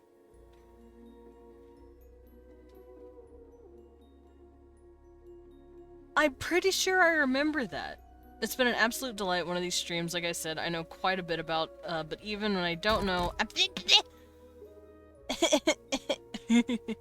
it's always fun to be here. I gotta go, but hope you guys have a wonderful day. Of course, Arson! Thank you for dropping in and vibing. I'm learning new shit all the time. Like, for instance, there's a fucking xenomorph in the Mortal Kombat universe. What's she doing there? What you doing there, girl? Get out. Go on, shoot. That's interesting. Tarkatans, mutants, nomads, brutal species of warriors situated in the outworld. I'm assuming that's because they might have had some sort of crossover. Please, if you do anything, look at the Xeno Rhino toy. It's so cool. Okay, I'll look it up. Let's look at the Xeno Rhino. Xeno Alien. Oh, it looks pretty cool. It's an alien with a giant forehead and horns on the top of its head. And it is definitely rhino looking. It's kind of red too. It's like red and gray. Victory for Arson. Yeah.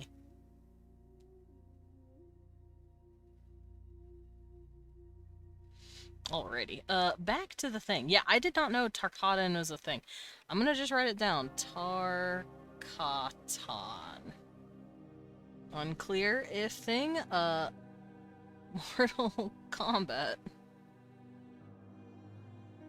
It makes the Tarkatan. It's huge, too. It's like a big boy with bigger mouth and it's smiling mean. Related species and other morphs. So, body bursters, they're basically like chest bursters, but it says that they are a neotenic xenomorph that never matures past the chest burster stage, resulting in a giant worm-like creature. I like how they called it neotenic. For those who don't know what neoteny is, it is basically what we did to evolve. It's something that never grows past its juvenile stage.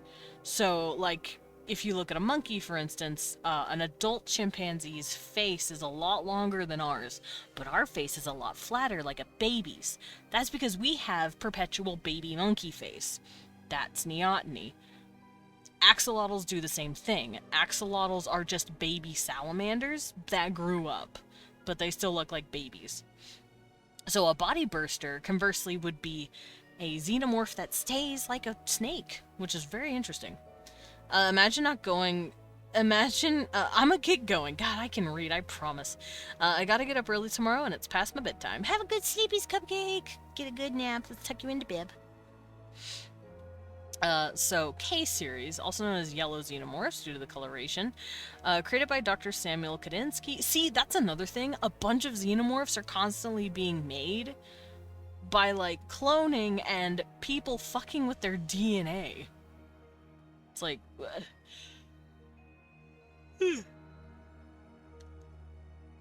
they fought against the original xenomorphs but failed to defeat them. So he tried to make a creature that could fight the Xenos and fucked up. Neomorph, a pale white xenomorph found on the mysterious planet where the android David, oh, I know this thing, conducted his research from 2094 to 2104, basically for 10 years. The life cycle of this subspecies is different, involving airborne spores rather than eggs, and no facehugger stage. Yeah, I remember him dropping... Hi, Sugar! Thank you for the sip. To quote the great scholar, you look like a snake!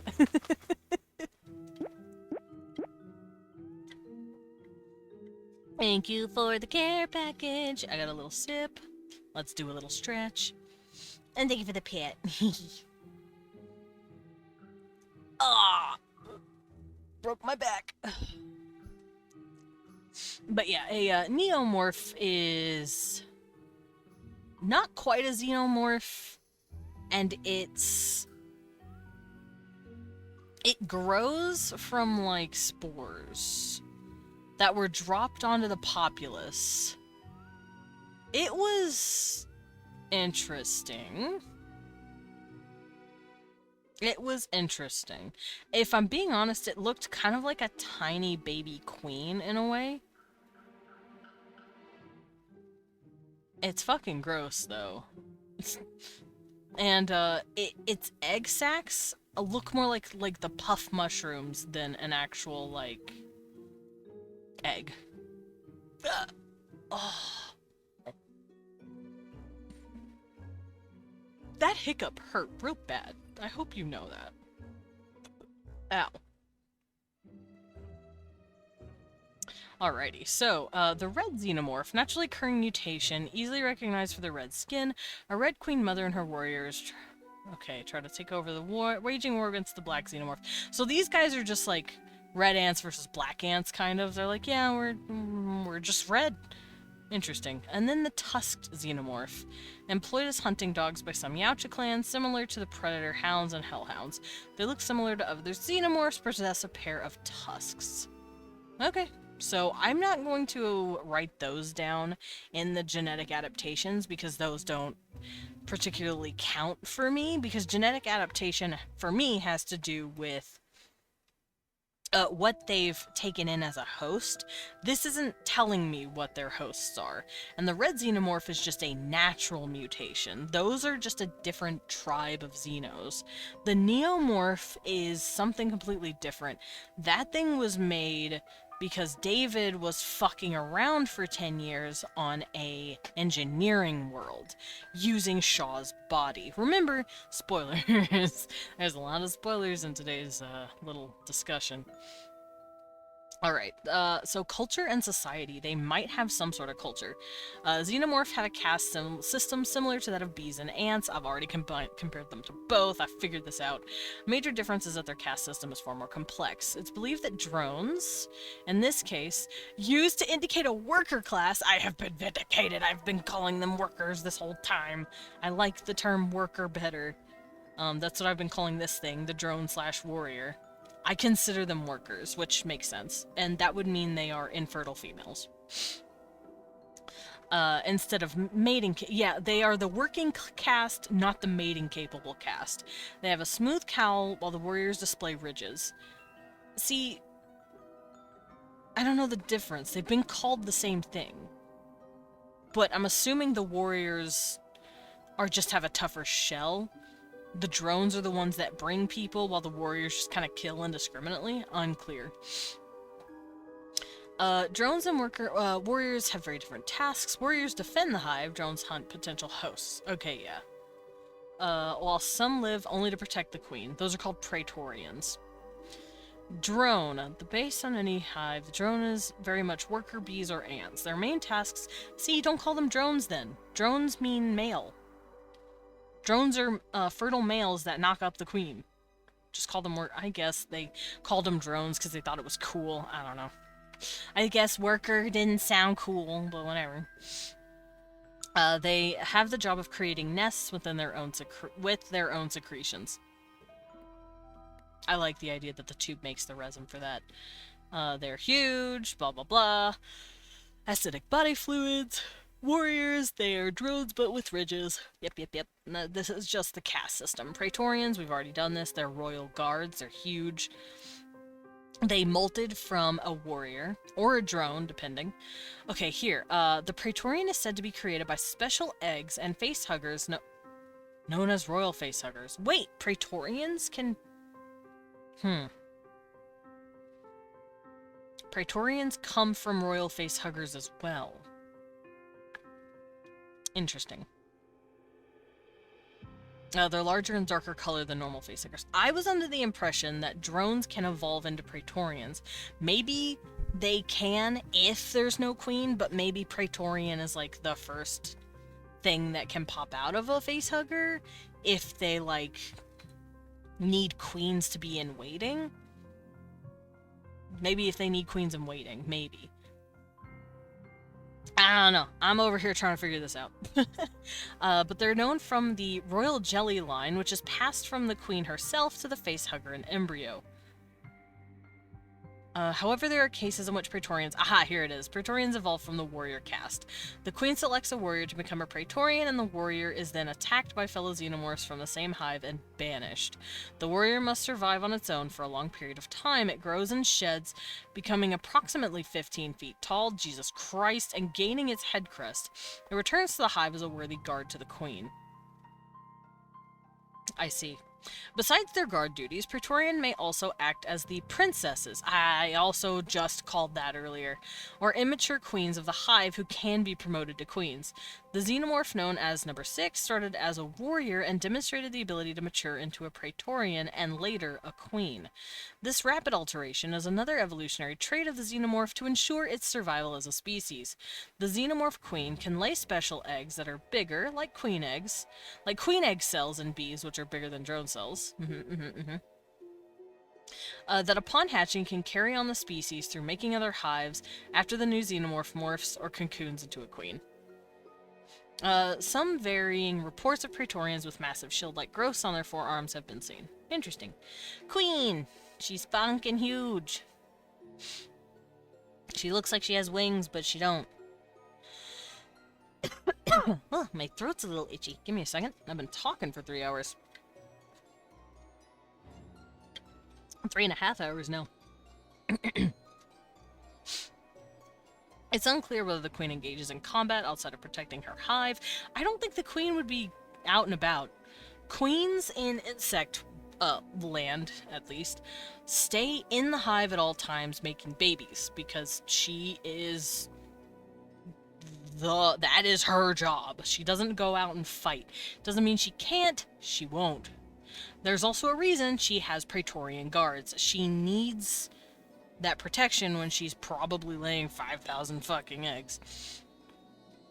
She's also been known to display logic-based intelligence, primarily in using simple human technology such as lifts. She is the most dangerous of the hive, displaying extreme aggression, using her intelligence to devastating effect. When attached to her egg sac, ovipositor, yeah, when attached to it, she is immobile and vulnerable to attack. Yeah, see, that's why she... Wait, she can attach herself to her egg sac? I'm assuming this means she's, like, attached to something laying eggs with her ovipositor. When she removes herself from it, she can move surprisingly fast. She attacks with her four-clawed arms, as well as her long-bladed tail. That is gross. I don't want to think about her laying eggs. But if she's, like, 15 feet tall, it makes sense why the eggs are so big. I don't know if you've seen those eggs, but they're a few feet tall. They are big, and they are gross. Queens are created through royal facehuggers. Yep, I already know this. Alright, Empress? There is mention of a xenomorph Empress as well. Eisenberg might have merely used the term Empress to refer to the Queen. However, the Empress is bigger than the average Queen, and might...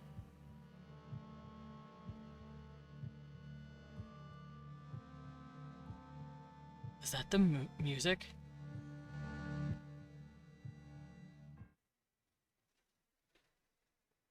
Was that you, babe? Oh, I got scared. I was hearing very soft hellos, and I was like, hello? Am I gonna die? Happy Halloween, I guess. Alright, so apparently there's something called an Empress that's just bigger than a queen. She's huge. Oh, her crown has 5 points instead of traditional 3. So these guys have 3 points, I see. So then why would you need an Empress? Is she just a queen that's huge as fuck? Desmond got more scared while talking about the xenomorph than when he's being haunted by the xenomorph. And it wasn't the xenomorph that scared me. I thought it was my music. It was not. It was Leon answering his phone. Fuck. Lilith, I'm sorry. I'm sorry I can't be scared with you about the xenomorph. I'm sorry. She's too cool. She looks rad. No, don't be. It's so funny. Hey, Leon. I think at first you were like, man, you're the little scared baby Batman. Why aren't you crying about this? And now you're like, he's simping. We just have to find you something you will be scared by, like taxes. Not taxes. Oh, fuck. I'm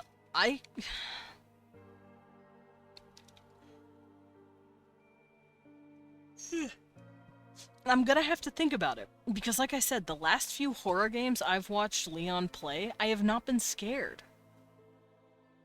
I think I'm becoming desensitized. Or, well, no. I was gonna say, or maybe he's like maybe he's like a filter for me. But no, I sat here and thought about it. I could just straight up play the game and not be afraid. Or maybe you should play them yourself instead of watching. I wouldn't be scared, though. Because when I used to watch him play horror games, I was scared. And now I'm not. And that's how I know. Because some things, I will, like, start hiding my face if I get scared. I don't remember... Oh, no, I do remember a game I was horrified by once. That I watched him play. It was fucking horrifying. I think I'm just becoming desensitized.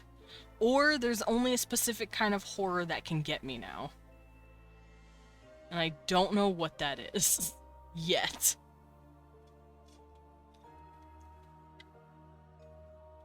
Also, even if I did play them myself, I've proven that I'm not scared. Look, I'm not scared of Alien Isolation.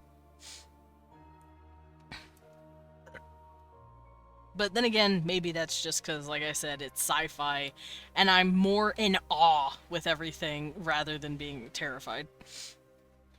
Alright, so let's come over here. So she can maybe be an empress. And the empress can be huge. Unclear. Old man monster fucker Desmond scared of big killer mama alien. I'm not. She's pretty. I like her little raptor legs. Her little raptor feet. So empress could just be a title. We don't know. It's an empress is apparently something in a game. No one's really seen it. There's a few more. Oh, there's something called workers here. AKA weavers are albino drones. That's dumb. Just call drones workers. Oh, they're little. They're not confrontational. They're primarily concerned with the maintenance expansion of the hive structure. But what franchise did these come from? May tend to the queen. The most notable for their extremely developed proboscis-like inner mouth, which is used to secrete the resin to build up the hive walls. The carrier caste and the Ravager caste are both large, specialized from deriving the Praetorians. So there's not much about these things, and there aren't any markers indicating where these are from. I don't know why, but suddenly I'm thinking about you giving the monster fish version of Leon a big ol' kiss. Give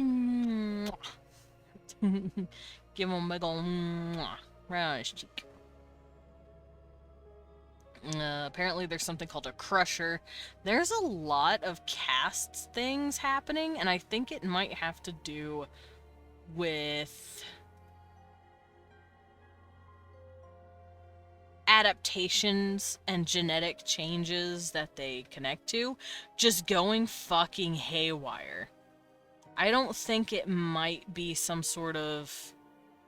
Well, I don't think it could have started as something that they needed. I think over time, the drones and Praetorians started taking on specialized roles based on genetic adaptations in the planets that they're on. So I think that's why these things are considered rare. That's what it says here. These xenomorph castes are rarely seen, and it's possible not all hives have them.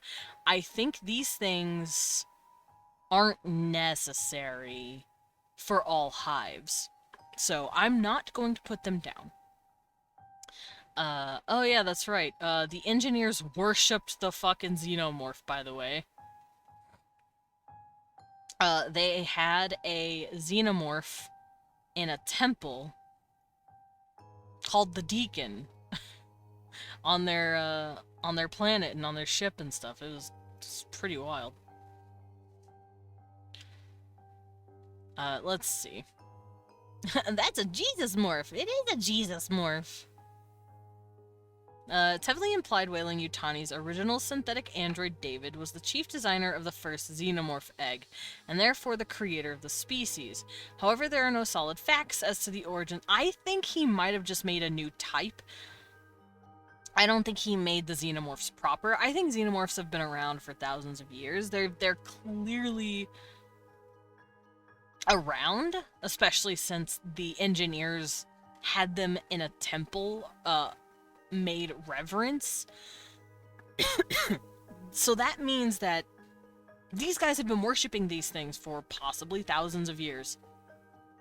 David and Covenant did not create them, but I do think his research helped him reiterate on a new type, or perhaps remaking them in a more humanoid image because he was using Shaw.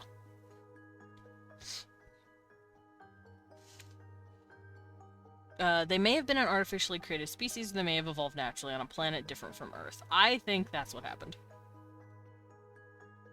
It's been implied that their species derives from a black liquid, a living biological weapon created by the engineers. No. I think the engineers found this shit. Because it's not implied that they made it. They just have it. No one knows where the fuck they got it from. Because it's in Prometheus. Granted, I'm sure there's a few movies that have changed whatever it does. But the black liquid is in Prometheus. It's in those little jars that David was fucking with, and he basically just drops it on a bunch of people and watch them get fucked up.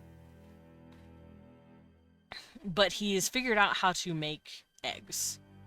Pretty much, by, like, fucking around with everything in there. However, I think he's just rediscovering something that they can already do. Blah, blah, blah, blah, blah. I don't need to read all of this. Oh, that's right, it's called genetic uplifting.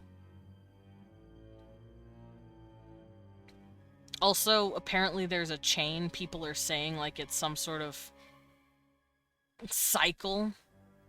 Kind of like a Mobius double reach around of huge proportions, if you will. The engineers create humans. Humans create AI. AI creates the xenomorph.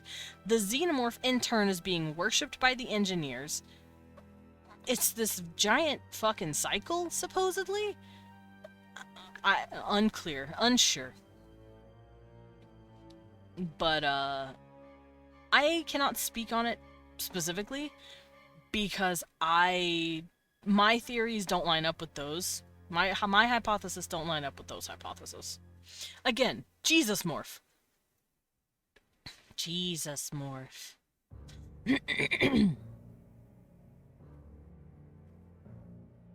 I'm just looking at pictures now. The Wikipedia has like a bunch of pictures of them. The Xenomorph Predator looks really fucking cool. And I just realized he has a very stubby second thumb. It's very interesting. But, yeah, that was the biology of the Xenomorph. Everything that I could find, and everything that people have discussed, both online and probably offline. I cannot talk about it completely because, like I said, I'm not an expert on it. Everything that I've written down and drawn here is everything that I understand, especially from the movies. Now, not everything in here is supposedly canon, but there are also stuff in here that I have not written down that people have included. Like I said, caste systems with, like, littler guys called workers and bigger guys called crushers, and it's like, those are so rare, and I don't know what franchise they're from. I don't know what story they're from. I can't speak on them, because the wiki has, like, you know, little dials and references telling you which one it's from. Those weren't.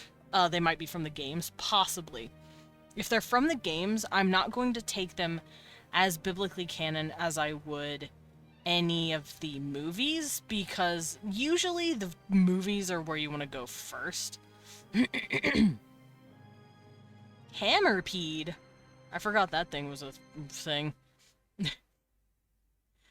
Also, the reason I say that the engineers didn't make the xenomorphs, they just found it and started fucking with their DNA, is because they already kind of had some sort of egg things hatching something called hammerpedes, and those things were acidic, and they looked like they were the proto version of a little face hugger. So I think they were from a planet, and the engineers started fucking around with things they didn't understand. Just like what humans did. Biblically accurate xenomorphs. This is as biblically accurate as I'm going to keep it, at least. Because this is as much as I can understand as of right now. Drones can go off into other different species, and so can Praetorians, but, like, these are the main ones that are really focused on. See, drones can be like workers, those are like tiny. Praetorians are basically like princesses, you know, shit like that. But we've already read over that. We've already covered it. Now, according to this, the xenomorph in the game I'm playing is just straight up a drone trying to eat me. Classic alien movie. because there's no crazy shit I've seen so far. I haven't seen any queens, I haven't seen any praetorians, I haven't seen any dogs. I've just seen one xenomorph, and she's just trying to kill. She's just trying to eat. Now, I don't know if she's actually eating anyone. I think she's just straight up killing people. She doesn't seem to be wanting to eat. She just wants to murder. Now, it does say here that sometimes they can keep you alive and kidnap you instead, so that you can be, shoved into another, face hugger and make another xenomorph. But I think maybe in the game, since there's no other face huggers around and there's no eggs that she can do that with, she's just killing. She's just murdering. There's no compulsion to kidnap humans because there's no face huggers to bring them to. So she's just like, fuck it, I'm gonna just nuke everyone, why not? So that's what I think she's doing. Now, as far as her senses, I am starting to settle on the idea that she might have eyes on the inside, a la Bloodborne. Because echolocation, she'd find me immediately. She has not found me when I'm hiding. Okay, she found me once, in a locker, because she saw me go in there. But see, she saw me go in there, and she can see you through glass. But if she could see me through echolocation of some sort, she'd be able to just fucking spot my ass. Or, as long as I wasn't moving, she wouldn't see me at all. But I move around while I'm hiding. Like when I'm under a table, I'll do a little jig because I'm funny like that. Now, obviously, this is chalked up to just game mechanics. It's like, tee-hee, we want to make sure she's not going to spot the player and piss the player off too much if she just keeps killing them because she can see in this sort of condition. So they're clearly going for a visual sight villain, and obviously sound-based, because whenever I do something, you have something called a noisemaker that can distract her. You can also get something called a flashbang, which will blind her. That's what makes me think she has eyes. Flashbangs won't do shit to anything with echolocation. It's a flashbang. What's it gonna do? If it was thermal, kind of like how my Juraxians work, that wouldn't work either. She'd see me wherever the fuck I am, even if I'm under a desk or in a dresser hiding somewhere.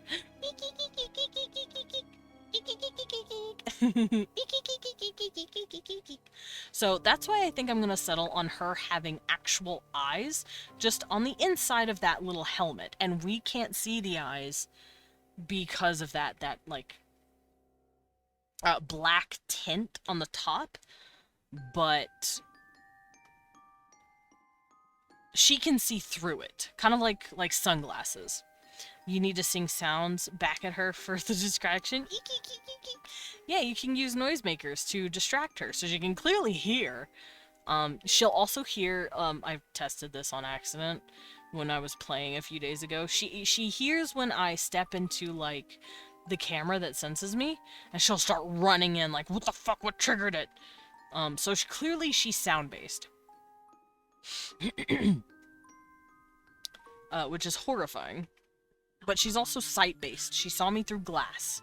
But she can't just see me through thermal or echo. I think she's visual. As much as I love the idea of her having some sort of echolocation or visual stuff, I think she has eyes. Ultimate distraction. Fart reverb.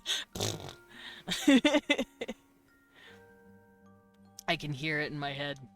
So that's my theory on that. The tubes on the back, I really like the idea of them being either some sort of exhaust or breathing apparatus, or a resin storage.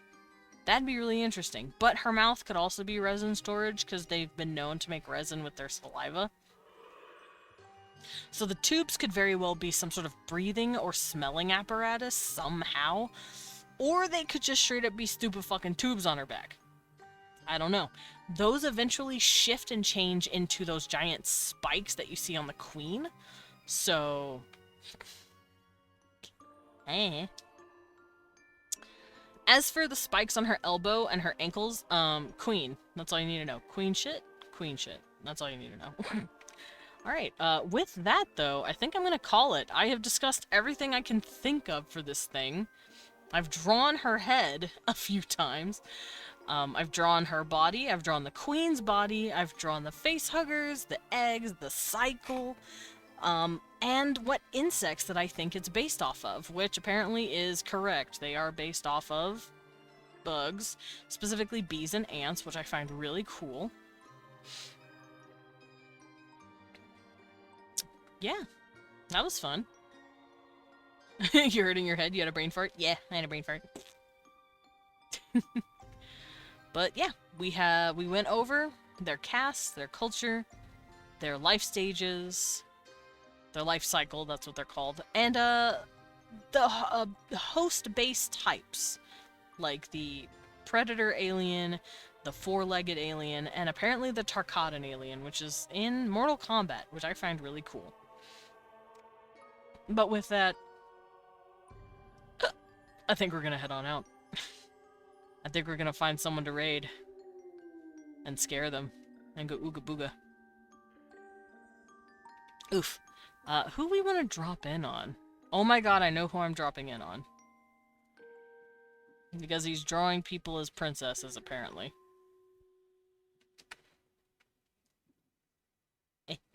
Boo. Ah! Why'd you scare me like that? Yeah, I was gonna go say hi to your homie. I was gonna go say hi to your boy. Grab your messages, though. The first one is if you have my emotes, and the second is if you do not. And I'm gonna go rest my fucking voice. Oh my god, I've been talking for 4 hours straight. I don't know if you guys can hear it, but my throat's like slightly scratchy.